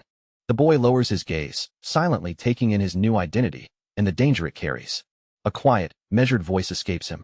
Yes. Outside, HWA waits patiently, probably wondering if he even made it through the ordeal. The doors slowly creak open, letting the last rays of sunset spill into the hallway. Tang Sam walks past her without a word, not even a glance in her direction. He steps out into the courtyard, the evening sun painting the estate in a warm, orange glow. Once he's sure no one is watching, he pauses and looks back at the building. Reaching up, he activates his inventory skill, pulling the glowing centipede straight from his own head. Without a flinch, he crushes the venomous creature in his bare hand, turning it into a mess of blood and slime. The old man had thought he still had control, but the Mutiso Sam is officially gone. That version of him, weak, restrained, is left behind in the dirt with the Danri family. Now, he is Tang Sam of the Sichuan Tang clan, and everything has just shifted. With his new name and the Tang family's support, he finally feels the wings he needs to soar. The moon hangs high over the mountains, casting light across the Anhui branch of the heavenly demon cult. Inside the fortress, night is thick with incense and shadows. A muffled cry echoes from deep within one of the palace chambers. Excited screams of indulgence bounce through the hallways. Inside, the branch leader, Pega Hyal, known as Ash Shadow, is caught in a scene of utter debauchery. A hand grips the bedding as the party rages on. One of the women lies collapsed, her hair spread across the floor. She looks up, eyes glassy, as the night drags endlessly on. Suddenly, a masked intruder drops from the ceiling like a phantom. The woman gasps, caught completely off guard. Before anyone can react, the assassin strikes. Blood sprays across the room as the girl is torn apart, while the young master vanishes in an instant. The young master skids back, throwing his cloak over his shoulders in one swift motion. Pega Hyal rises, arms spread wide in disbelief. The blonde leader stares, equal parts shocked and annoyed, muttering, "This is impossible." He immediately starts whining about the blood, ruining his expensive western silk robes, demanding to know if the intruder even knows the cost of those robes. His tone shifts in an instant, turning from playful to cold, lethal fury. The assassin, known as 18th Cloud, or Mad Cloud, stares back, eyes glowing bright white. Without a word, he lunges forward, dark energy trailing from his form. A massive shockwave erupts, tearing through the center of the room. Pega Hyal reaches for the weapons mounted on the wall. A pink glow flares as he calls a sword to his hand. He grips the blade, ready to counterattack. Purple and black energy collide as their blades meet, sending a violent shockwave through the room. Neither one yields, their swords locked in tense opposition. Pega Hyal smirks, a hint of amusement flickering across his face. He laughs, taunting the assassin for being weak. With a sweeping motion, he summons another saber in his left hand. Mad Cloud ducks, his black cloak whipping through the air like a living shadow. They continue their high-speed duel across the shattered chamber. The branch leader shouts, refusing to let his target slip away. Flashes of chaotic light fill the room as the young master sends a storm of blade chi from his twin sabers. The assassin gathers his strength, his blade glowing with an inky darkness. Pega Hyal's eyes widen, recognizing the terrifying technique all too well. A massive slash of pure black tore through the lingering blade chi, obliterating everything it touched. The dark energy spun in a vicious spiral, swallowing up the debris and erasing the last of the scattered blade chi. Pulling back, the camera reveals the assassin standing dead center, calm amid the storm, his strike having wiped out every threat raining down on him. Through the settling dust, Mad Cloud's single glowing eye locks onto his target, unblinking and precise. The destructive Kai energy fades slowly, leaving the room in shattered ruins. Pega Hyal gapes at the blade, instantly recognizing the legendary ink light killing sword. A tall, gray-haired man finally speaks up, asking Mad Cloud if it's really been 10 years. Mad Cloud, now unmasked, corrects him sharply. Exactly 9 years and 190 days. Ash Shadow bursts into laughter at the assassin's obsessive memory. He chuckles, saying he knew it was him. No one else could recall such trivial details. The blonde leader demands to know why the 18th Cloud is showing up at his branch personally. Mad Cloud replies that the orders came straight from the top, and Ash Shadow leans in, all ears. The command is simple: execute the first stratagem. Ash Shadow's playful smirk vanishes instantly. Finally, he's getting the chance to act, but his first question is about Shifting Shadow. Mad Cloud confirms the target, the Namgung clan, specifically Shifting Shadow's wedding on the 15th. Ash Shadow repeats the name, stunned, like he can't believe it. His eyes narrow, a cold, simmering fury building beneath the surface. He can't wrap his head around the fact that Shifting Shadow is actually getting married. His teeth clench, the news hits a nerve he can't ignore. He asks about the scale of the mission. The answer is chilling. Kill everyone except Shifting Shadow and his bride, Namgung Hai. Ash Shadow taps his finger on the desk, considering the plan carefully. He weighs the risk of such a massive attack, calculating every angle. The room falls silent as he sits in thought, plotting his next move. He mentions that Tang Wu, the soul-chasing poison hand, will be arriving soon, and their current force won't be enough. Mad Cloud reassures him that the 5 shadows will reinforce the branch. Ash Shadow taps the desk again, satisfied with the backup. He admits aloud that this should be more than enough. Ash Shadow smirks, twisted delight spreading across his face as he fully accepts the final orders. With his briefing done, the messenger turns and walks away. Ash Shadow watches him leave, already lost in thought. He leans back, trying to recall Shifting Shadow's real name. Mad Cloud's expression darkens, bitter and resentful, as he glares at his former brat of a partner. Without another word, he activates his skill and vanishes into a cloud of black smoke. Left alone, the young master mutters that Mad Cloud is just as unbearable as ever. He fumes, stuck rotting away in the gloomy Anhui branch. Meanwhile, Shifting Shadow rises as a hero of the Orthodox faction. And to top it off, he wins the hand of the most beautiful woman in Anhui. Ash Shadow glares from the balcony, envy bubbling up inside him. He snaps his fingers, summoning his servants. He walks out of the room without a backward glance. Orders fly. Clean the room, strip the filth off the bed. But he doesn't stop there, cruelty dripping from every word. He commands the guards on duty to be slaughtered for their utter incompetence. His subordinate bows deeply, knowing better than to argue. The leader looks out across the city lights. He surveys the territory he's about to drench in blood. This is the Anhui branch of the heavenly demon divine cult, the spark for a new war. Pagahiel stands with his robes open, blood marring his chest and garments. He is the branch leader of Anhui, known as the Naked Silver Demon. His eyes gleam with arrogance and anticipation, ready for the slaughter that's about to unfold. A cruel grin spreads across his face. For him, the real game is only just getting started. High above the valley, the full moon casts its light over the sprawling city of Ife, the heart of Anhui province. In the forest shadows, the rhythmic pounding of hundreds of marching feet echoes through the night. An army of the heavenly demon cult descends toward the unsuspecting city, their banners cutting through the darkness. Elsewhere, another group rides the mountain trails, led by a stern, seasoned master. Tang Wu, the soul-chasing poison hand, notes that they've reached their destination sooner than expected. Sam gazes at the distant lights, realizing they've finally arrived at the Namgung clan's territory, the stronghold of their power. From above, the people look tiny against the backdrop of thriving Anhui, the very place where the coming chaos will reshape Murim forever. The streets are alive with people eating and drinking, gearing up for a massive celebration. A lion dance weaves through the crowd as cheers fill the air for the upcoming wedding. The Namgung estate glows with lanterns, a clear display of wealth and extravagance. But near the gates, a guard is harassing a group of starving beggars. They're on their knees, begging for even a single grain of rice to share. The guard has no interest in mercy. His stance screams violence. He yells at them to leave, as if their very presence insults the clan. Before they can react, he winds up and kicks one of the beggars square in the face. The old man is sent sprawling, and his friends scramble to help as the guard keeps shouting. A voice cuts through the chaos from the doorway, demanding to know what the hell is going on. Doohee Huoke steps into the light, the rising star of the Murim world. The guard's tough act crumbles instantly as he stammers, explaining that beggars have swarmed the place. Doohee Huoke doesn't flare with anger. He just gives the guard a calm, almost disappointed look. Nearby guests whisper among themselves, immediately recognizing the handsome hero. Ignoring the guard, he strides directly toward the beggars on the ground. With a kind smile, he reaches out, asking if the old man is all right. The beggars are stunned. They've likely never seen a noble treat them with such respect. He helps the man to his feet personally, performing the perfect hero act for all to see. Then he tells the guard to stop being a jerk and to make sure these people get some of the leftover wedding food. The guard bows and scurries off, while Doohee Huoke heads back inside. The crowd murmurs in awe, talking about how he defeated the twin demons and is the ideal match for the clan's daughter. Rumors swirl that he's a legend in the making, a lone wanderer now stepping into Murim royalty. But the calm breaks when someone in the crowd is shoved from behind. The man spins around, ready to throw hands, warning the culprit to watch where they're going. Then he sees the face, Tang Wu, the soul-chasing poison hand. His jaw drops as he realizes he just challenged one of the deadliest elders alive. Tang Wu doesn't flinch. He smacks the man's face with a heavy hand, telling him to get out of his way. He pushes through the crowd, muttering about everyone being useless while his granddaughter and Sam trail behind.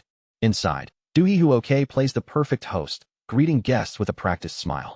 He notices the Tang clan group arriving and looks over. Tang Wu, annoyed by the background chatter, just yells for everyone to shut up. Standing in the center of the courtyard, he basically dares anyone to challenge his presence. He glares at the crowd, warning that if they've got something to say, they should say it to his face. Doohee Huoke steps forward, trying to smooth things over, asking Tang Wu to calm down. He gives a deep, polite bow, presenting himself as the man of the hour. Tang Wu sizes him up, asking if this is really the person who made him travel all this way. Tang Wu meets the boy's eyes and admits he looks decent, but that's all. He bluntly tells Doohee Huoke that meeting him today is actually a huge disappointment. Ignoring the confusion, Tang Wu asks if Namgung Biok is inside, and the boy points the way. Doohee Huoke quickly recovers and offers to personally guide the group to the king's hall. They enter the main building, leaving the stunned guests behind. But Sam just stands there, eyes wide, realizing that the seemingly calm hero in front of him is actually a high-level predator. A blue system alert pops up, warning him that a high-level enemy is within 20 meters. He fixes his gaze on the target, the festival crowd around him blurring into insignificance. Something about this new arrival feels off. His movements are too precise, too calculated, almost robotic. Putting the pieces together, Sam realizes this rising star is the very monster the system just flagged. His red eyes narrow, scanning every subtle sign of weakness in the man's posture. Most people are naturally asymmetrical, one shoulder higher, limbs slightly off, but not him. Doohee Huoke is perfect, down to the millimeter. A chill runs down Sam's spine as the realization hits him. This guy isn't just a genius. He's another predator, hiding in plain sight, just like him. Above them, rows of swords jut from the roof, each one a testament to the clan's martial legacy. This is the King's Hall, the beating heart of the prestigious Namgung clan's estate. A massive structure, built to intimidate anyone who dares step inside. Outside, Doohee Huoke starts explaining that the swords belong to past clan heads, but no one's really paying attention. Tang Wu rolls his eyes, thinking about how all these kings will eventually rot in the same dirt.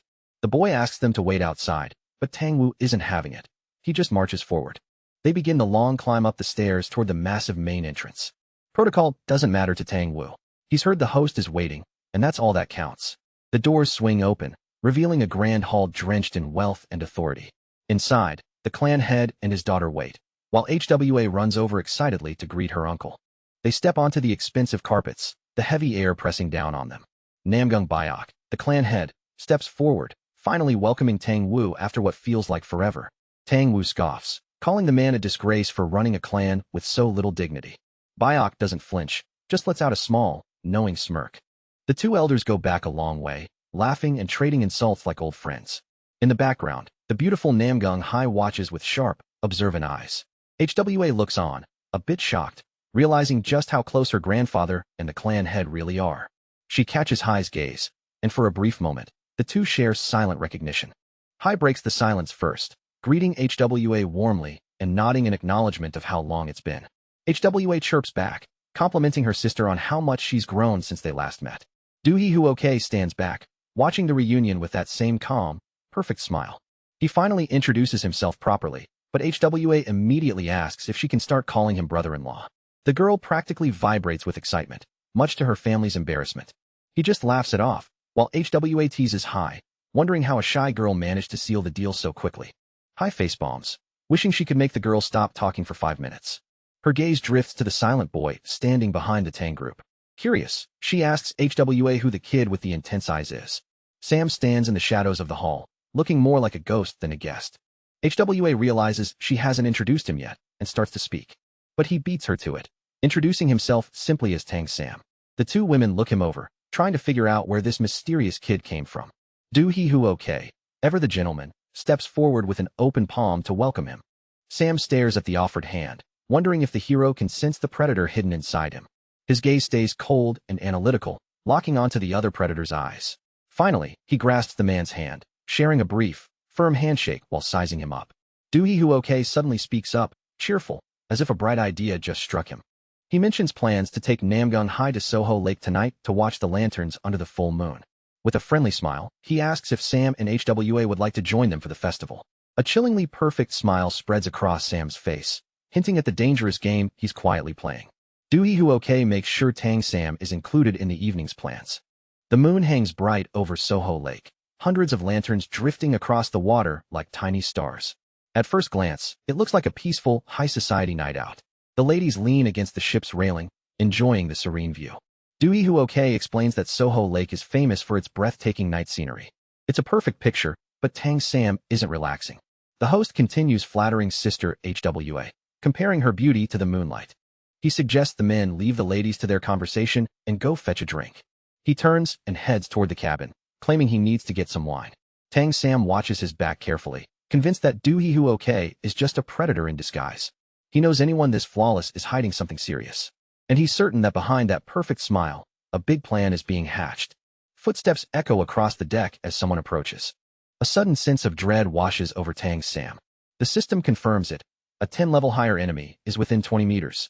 He whips his head around, scanning his surroundings. The deck is mostly empty, yet the alert keeps flashing. Then it hits him. The alert isn't for Doohee Huoke. He quickly estimates the ship's length and height. If the threat is close but invisible, it has to be below him. Doohee Huoke strolls back onto the deck, claiming the wine was in an odd spot. Tang Sam realizes he's dealing with a completely new enemy. The ship drifts deeper into the lake, away from any help. The host offers a bottle of Jamaju, a precious wine, specifically for Tang Sam. But Tang Sam remains focused, his mind elsewhere. He fakes a stomachache, asking to be excused for a moment. Doohee Huoke doesn't flinch, telling him to just ask the boatman for directions. His gaze lingers on Tang Sam, a look too intense to be merely friendly. Tang Sam heads straight for the ship's interior anyway. He moves quickly through the dark corridors. The system pings again. The distance to the threat is closing. He realizes the enemy is moving closer to where he is. He keeps going, following the pings through walls and shadows. Suddenly, another high-level alert pops up. He stops, staring into the pitch-black hallway ahead. That's 2 enemies hiding down here now. Then a third alert hits, immediately followed by a fourth. With Doohee Huoke upstairs, that makes 5 monsters on a single boat. Tang Sam's eyes flare red as his killer instincts take over. He glances out at the lanterns drifting on the water, knowing the hunt is about to begin. His hands grip the railing, ready to make his move. Tang Sam reasons that this isn't a simple kidnapping. If it were, they would have made a move by now. He's certain the real target is the entire Namgung clan.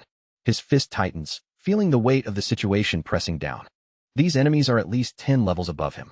He can't even gauge the full extent of the gap. A coordinated infiltration like this can only mean one thing. They're aiming to wipe out the clan entirely. He leans against the railing, deep in thought. Caught between his dangerous mentor, Tang Wu, and the clan's attackers, he has nowhere to hide. His gaze drops to the dark, rippling water below. A twisted, psychopathic grin spreads across his face as his eyes flare red. A wild, unrestrained rage surges through him, and he decides, now's the moment to strike. The boat glides silently across the calm water, bathed in the pale light of a full moon. Ahead, the estate rises, its shoreline dotted with glowing lanterns, celebrating some distant festivity. Along the edge, the steady beat of marching boots echoes against stone. The waterway guards of the estate make their nightly rounds, alert yet routine. One subordinate glances at squad leader Go Sangong, quietly questioning whether this patrol really needs to be so long. Go Sangong doesn't take kindly to the doubt. He yanks the subordinate by the hair, his voice sharp, demanding respect. Then he slams the man's head against the ground, growling at him to stop his whining. He reminds the guards that tonight's wedding calls for flawless security, no mistakes allowed. With a snap of his order, he tells the lazy ones to hand over the lanterns and get moving. 2 guards crouch low, creeping through the ship's cabin. One teases the rookie, warning that his constant complaints might just rile up the head manager. The manager mutters under his breath, cursing the guards for their laziness before leaving them to their tasks. Leaning back against the wall, Go Sangong stands alone, imagining himself on a real battlefield instead of this dull post.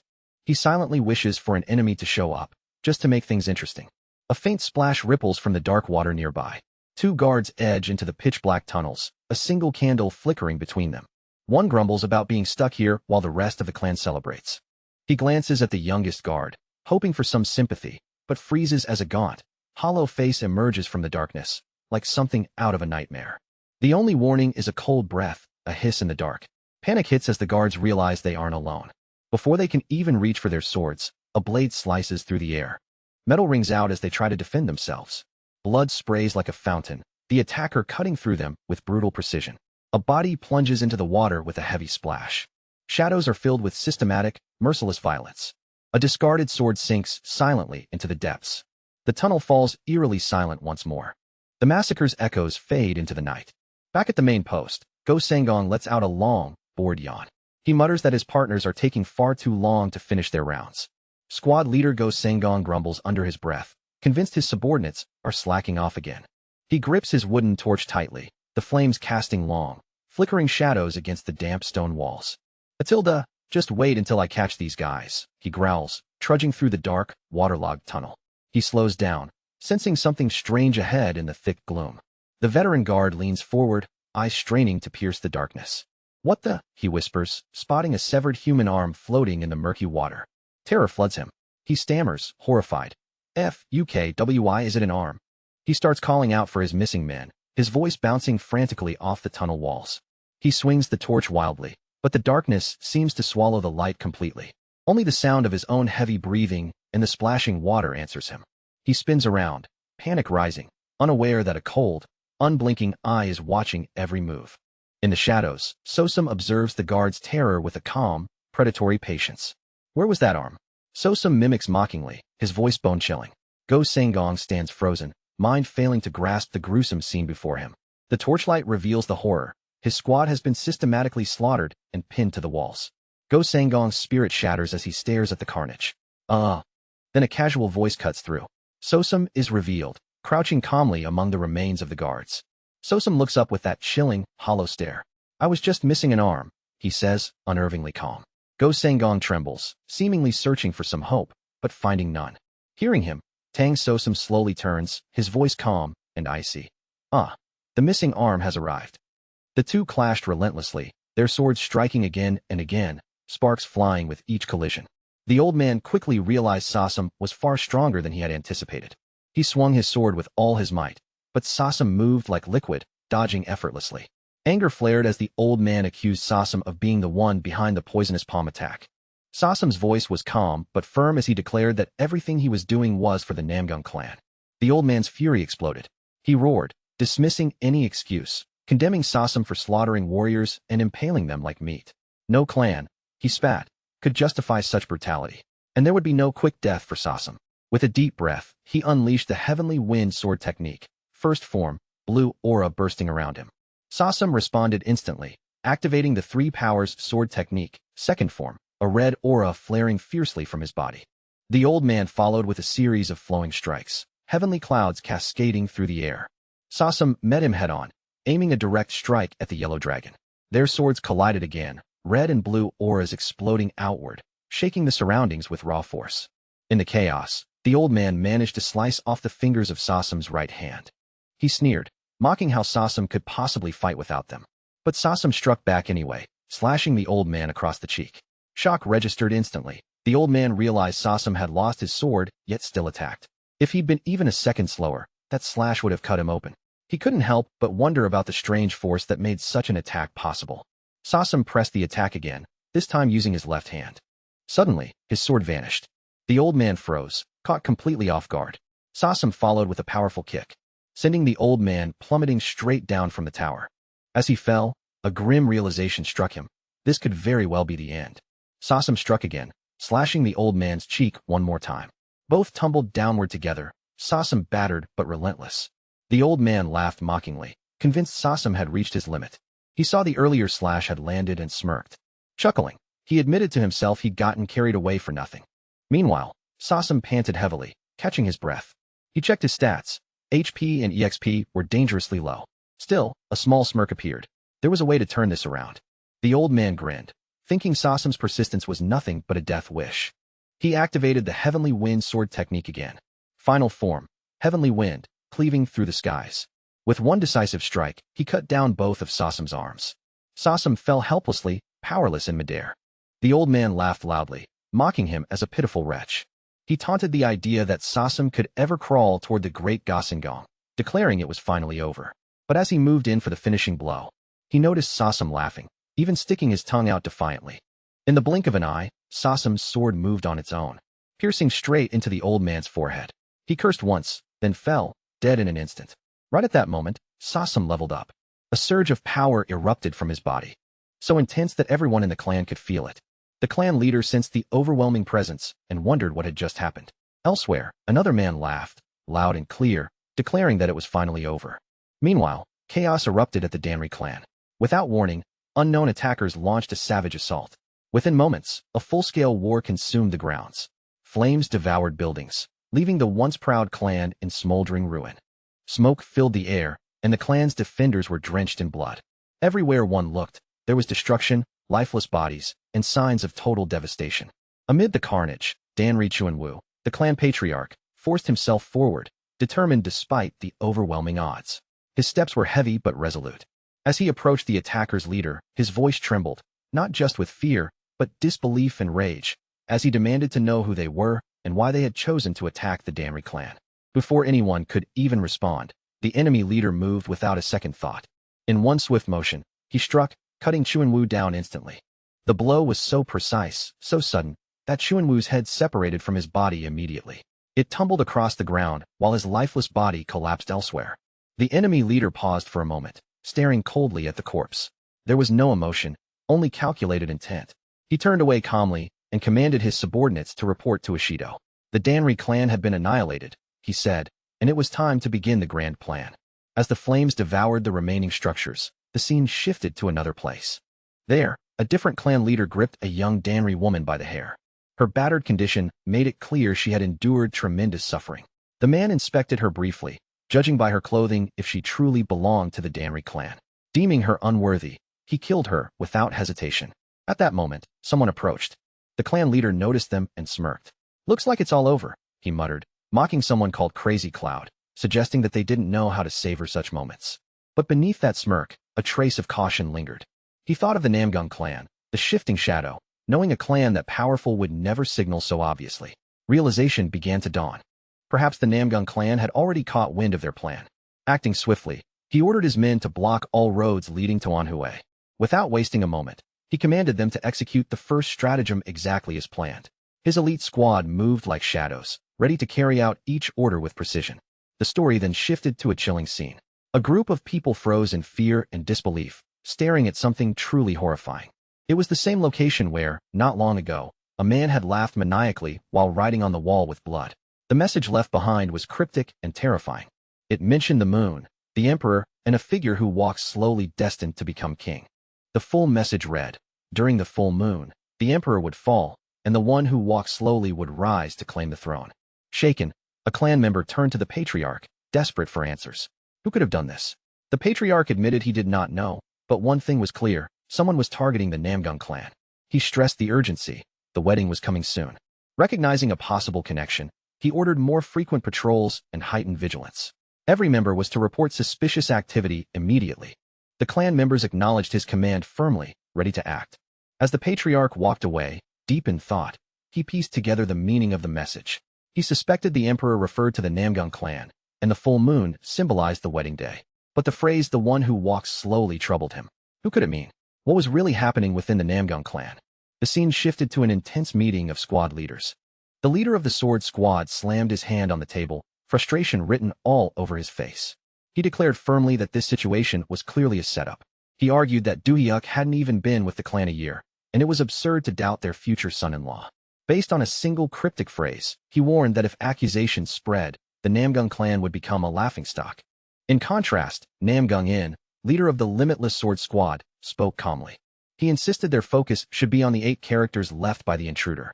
He emphasized that the phrase, "the one who walks slowly," clearly pointed to Duhyuk. The sword squad leader flew into a rage, unable to believe what he was hearing. Namgung In continued, explaining that the intruder had penetrated the great Namgung clan, killed their warriors, and boldly left a direct message behind. This suggested the intruder's goal was far beyond simple infiltration, assassination, or spying. He reminded them of the flash of light seen the night before, interpreting it as a deliberate signal. The intruder had revealed their presence and vanished like a ghost, leaving only confusion. The sword squad leader refused to accept this, shouting in anger. Were they really considering arresting Duhyuk based on an unproven accusation from an unknown intruder? He warned that such an action would dishonor the clan and ruin their reputation. especially if it turned out to be a trap. He also questioned the personal consequences. How could they face Miss Hyen if they acted rashly? Another squad leader stepped in, balancing the heated debate. He acknowledged that both sides had valid points, but the intruder's actions were suspicious and couldn't be ignored. He reminded everyone that the leaders of the Celestial Thunder Squad and Celestial Wind Squad had already been dispatched to investigate. Confirmation arrived that the Celestial Thunder Squad had been sent to scout the Hefei area. It was reasoned that if any force were plotting around the full moon, there should have been noticeable signs by now. As the discussion continued, a sense of urgency suddenly hit the room. Namgung Hu, leader of the Celestial Thunder Squad, burst in, moving with haste. His very presence signaled disaster, and he immediately requested permission to give an urgent report. Namgung Hu struggled to keep his composure as he delivered the devastating news. Of all the members sent to scout, not a single one had returned. The weight of that statement hung heavy in the room, signaling the rise of an even greater, more ominous threat looming over the Namgung clan. Silence followed, tense and suffocating, until another clan leader visibly crumbled. His face betrayed shock as he tried to process the impossibility. No one had returned. The king stepped forward, placing a steady hand on the Celestial Squad leader's shoulder, grounding the room amid growing unease. He reminded everyone that the dispatched members were supposed to return within a shijin. Their failure wasn't just surprising, it was alarming. His voice carried weight as he pressed the leader to explain what he truly believed had happened. The Celestial Squad leader lowered his gaze, frustration and concern etched into his features. After a pause, he admitted the grim truth. The Namgung clan wasn't facing isolated threats anymore. They were completely surrounded by enemies. The words sent shockwaves through the room. Every squad leader reacted with disbelief. One couldn't contain his confusion and demanded to know who could possibly have the power to surround a clan as strong as Namgung. Another leader began weighing the possibilities, considering the 18 channels of the Yangtze, but quickly dismissed the idea. There was no treaty binding them, and a naval force of that scale couldn't operate inland. The theory didn't match reality. Namgung Hu reinforced the danger. The Hefei area itself was already encircled. Tension in the room spiked. Another leader, visibly frustrated, demanded to know what force within Anhui could pull this off. The operation scale seemed impossible. How could any group even exist large enough to surround the Namgung clan? To him, the situation defied all logic. For a moment, no one had an answer. Then the Celestial Squad leader spoke again, his tone steady but ominous. He revealed the truth. Only one place in all of Murim had the power to surround the Namgung clan. All eyes turned to him as he spoke the name none wanted to hear. It was the divine cult of the demon Celestial. The very mention of it shifted the room's atmosphere. Suddenly, the cryptic message resurfaced with clarity. During the full moon, the emperor would fall, and the one who walked slowly would become king. The narrative then shifted to a lone figure standing before the Sasam Celestial clan. He stood alone, calm and composed, a faint smile tugging at his lips. No hesitation, no doubt. He seemed to affirm the prophecy written in blood. In his mind, he repeated it. During the full moon, the emperor would fall, and he, the one who walked slowly, would rise to become king.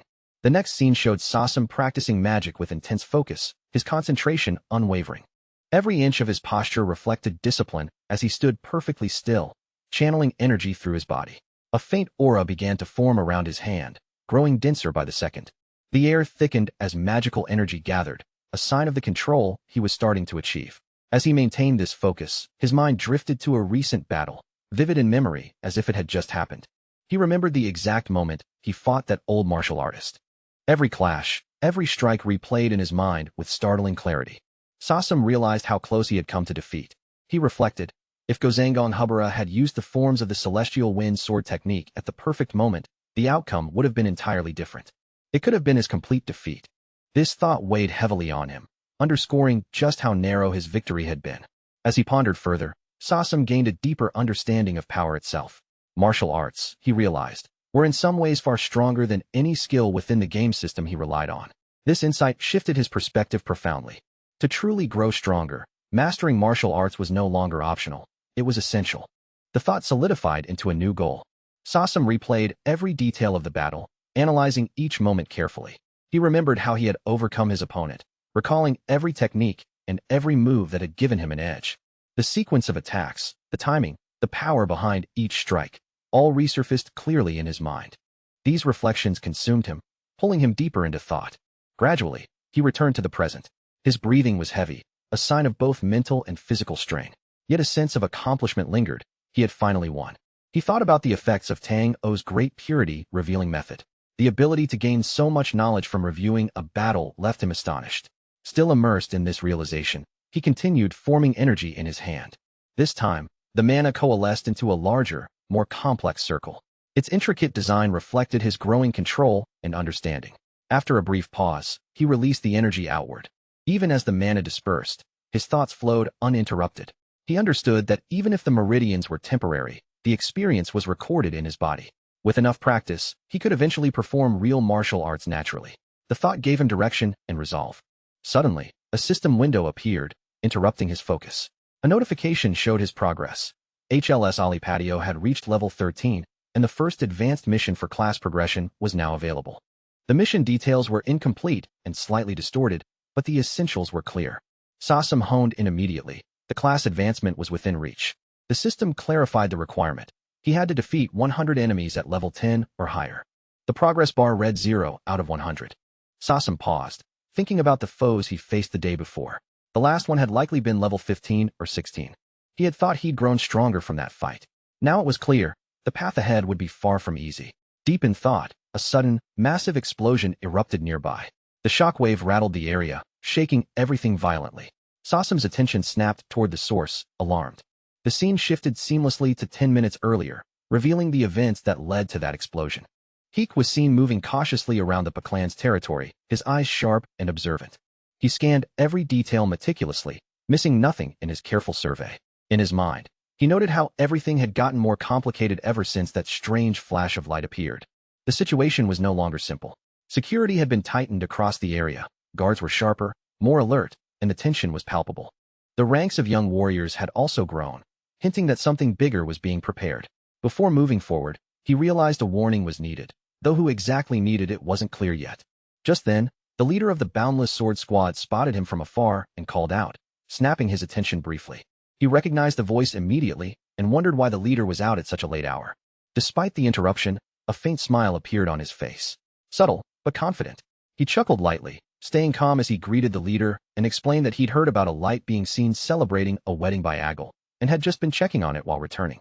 The leader responded seriously, asking what he had found and if the light was truly a blessing. Sasam only smirked in reply. That single smirk seemed to affect the entire Boundless Sword Squad. They looked pleased by his reaction, and some even reached for their weapons, sensing a shift in tension. Before things could escalate further, the leader spoke again, stating firmly that Sasam had nothing to report. He hadn't found anyone. He ordered Sasam to come to the King Emperor's hall, making it clear that refusal wasn't an option. As they started to move, Sasam grinned, laughing in a way that was unnerving and completely unrestrained. He remarked that he really liked this container, hinting at something deeper, and asked whether they had discovered it yet.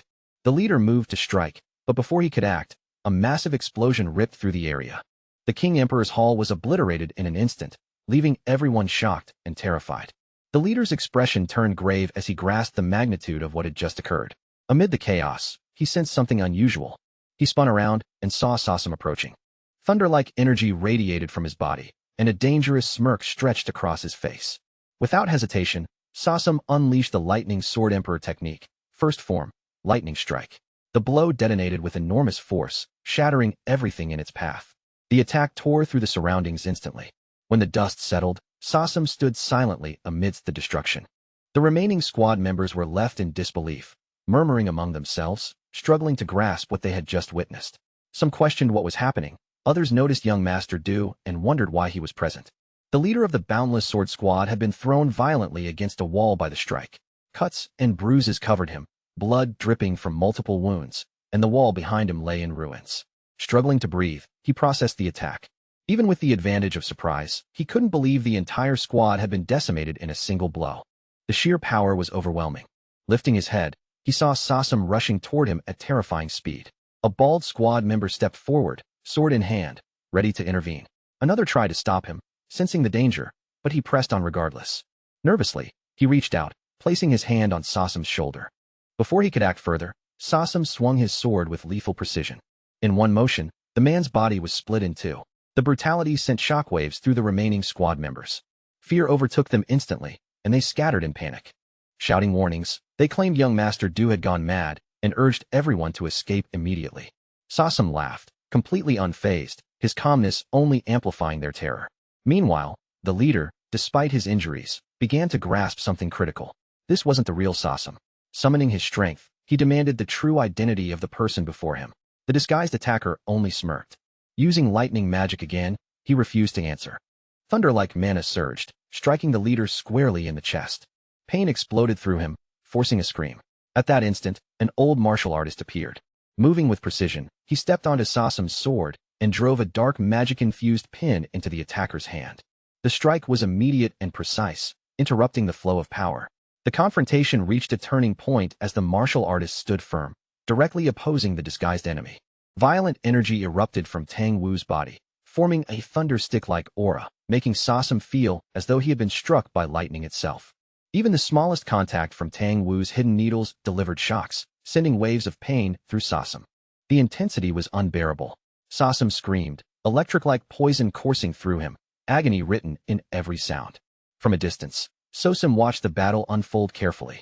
Quietly, Sosam concluded that Tang Wu had intervened exactly as expected, stepping in at the critical moment without hesitation. Moments later, attention returned to Sasam, groaning in pain as the needle in his hand continued to torment him. Jaw clenched, teeth gritted, he refused to collapse despite the agony. Tang Wu, showing no mercy, unleashed his power again, triggering a massive explosion that shook the surroundings violently. The blast hurled Sasam far, crashing to the ground with brutal force. With the immediate threat seemingly neutralized, Tang Wu walked away calmly, as if the fight had already ended in his favor. Nearby, the leader of another clan, still badly wounded from Hayek's earlier attack and lying helpless on the ground, struggled to speak. With effort, he called out to Tang Wu, calling him the soul-chasing poison hand, and expressing heartfelt thanks for stepping in when no one else could. Tang Wu's gaze was cold and sharp as he remarked that the Murim world had grown harsher than ever. He shook his head slightly, bitter at how even a son-in-law could betray and strike down his own in-laws, proof of just how ruthless the Jianghu had become. But the fight wasn't over yet. Hyuk suddenly pushed himself up, a twisted smirk spreading across his face. He laughed mockingly, suggesting that betrayal was nothing new here, that everyone in the Jianghu operated with the same cold, merciless logic.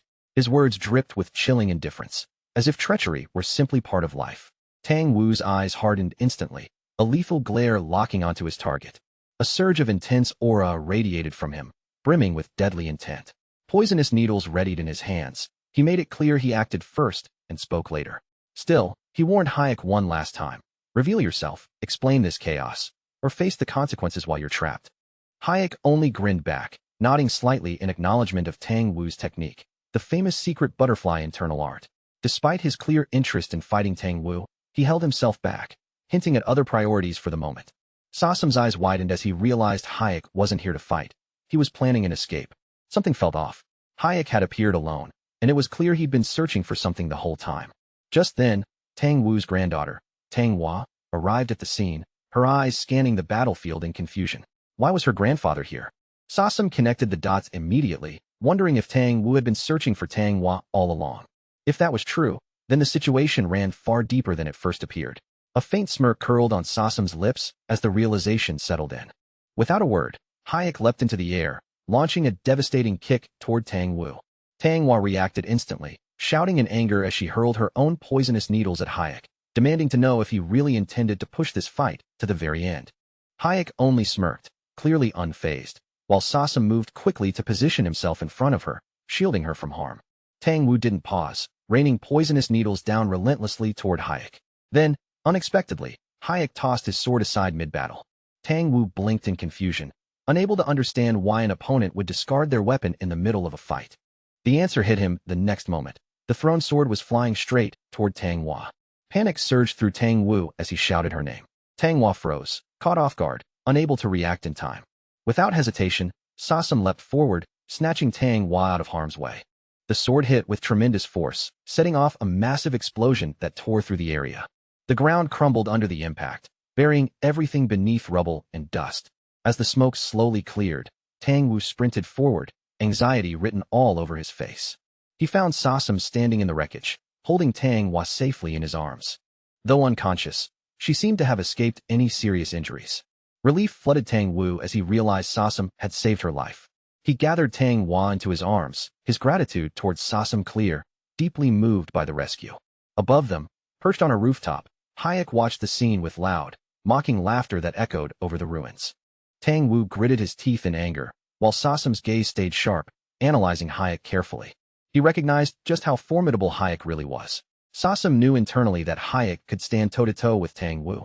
He was a true master. Hayek smirked down at Tang Wu, declaring he would return soon to see him again.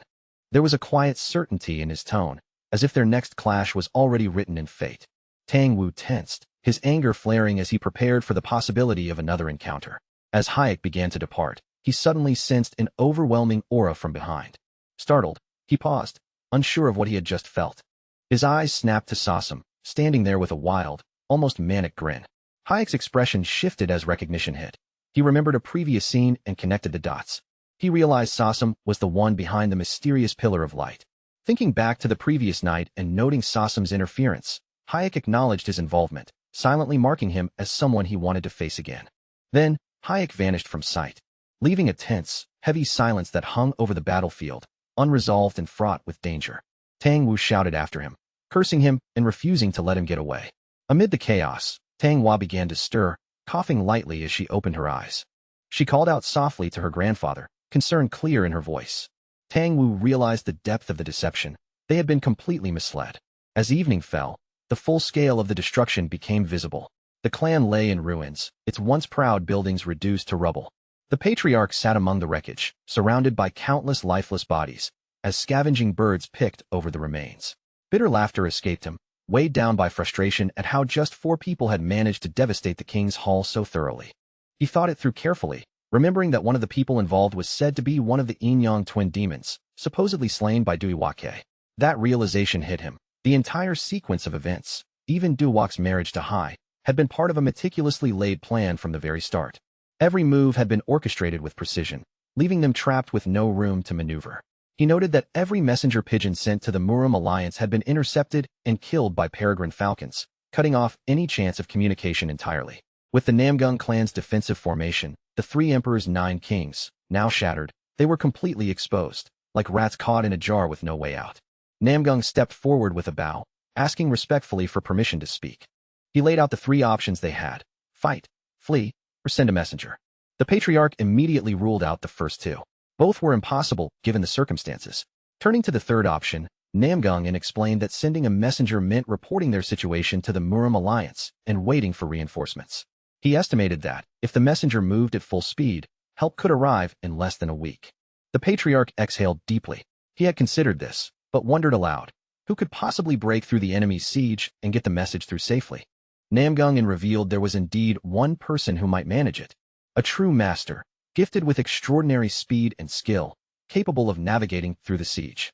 The patriarch immediately thought of Elder Tang, but even he doubted that one person alone could make it through so many enemies.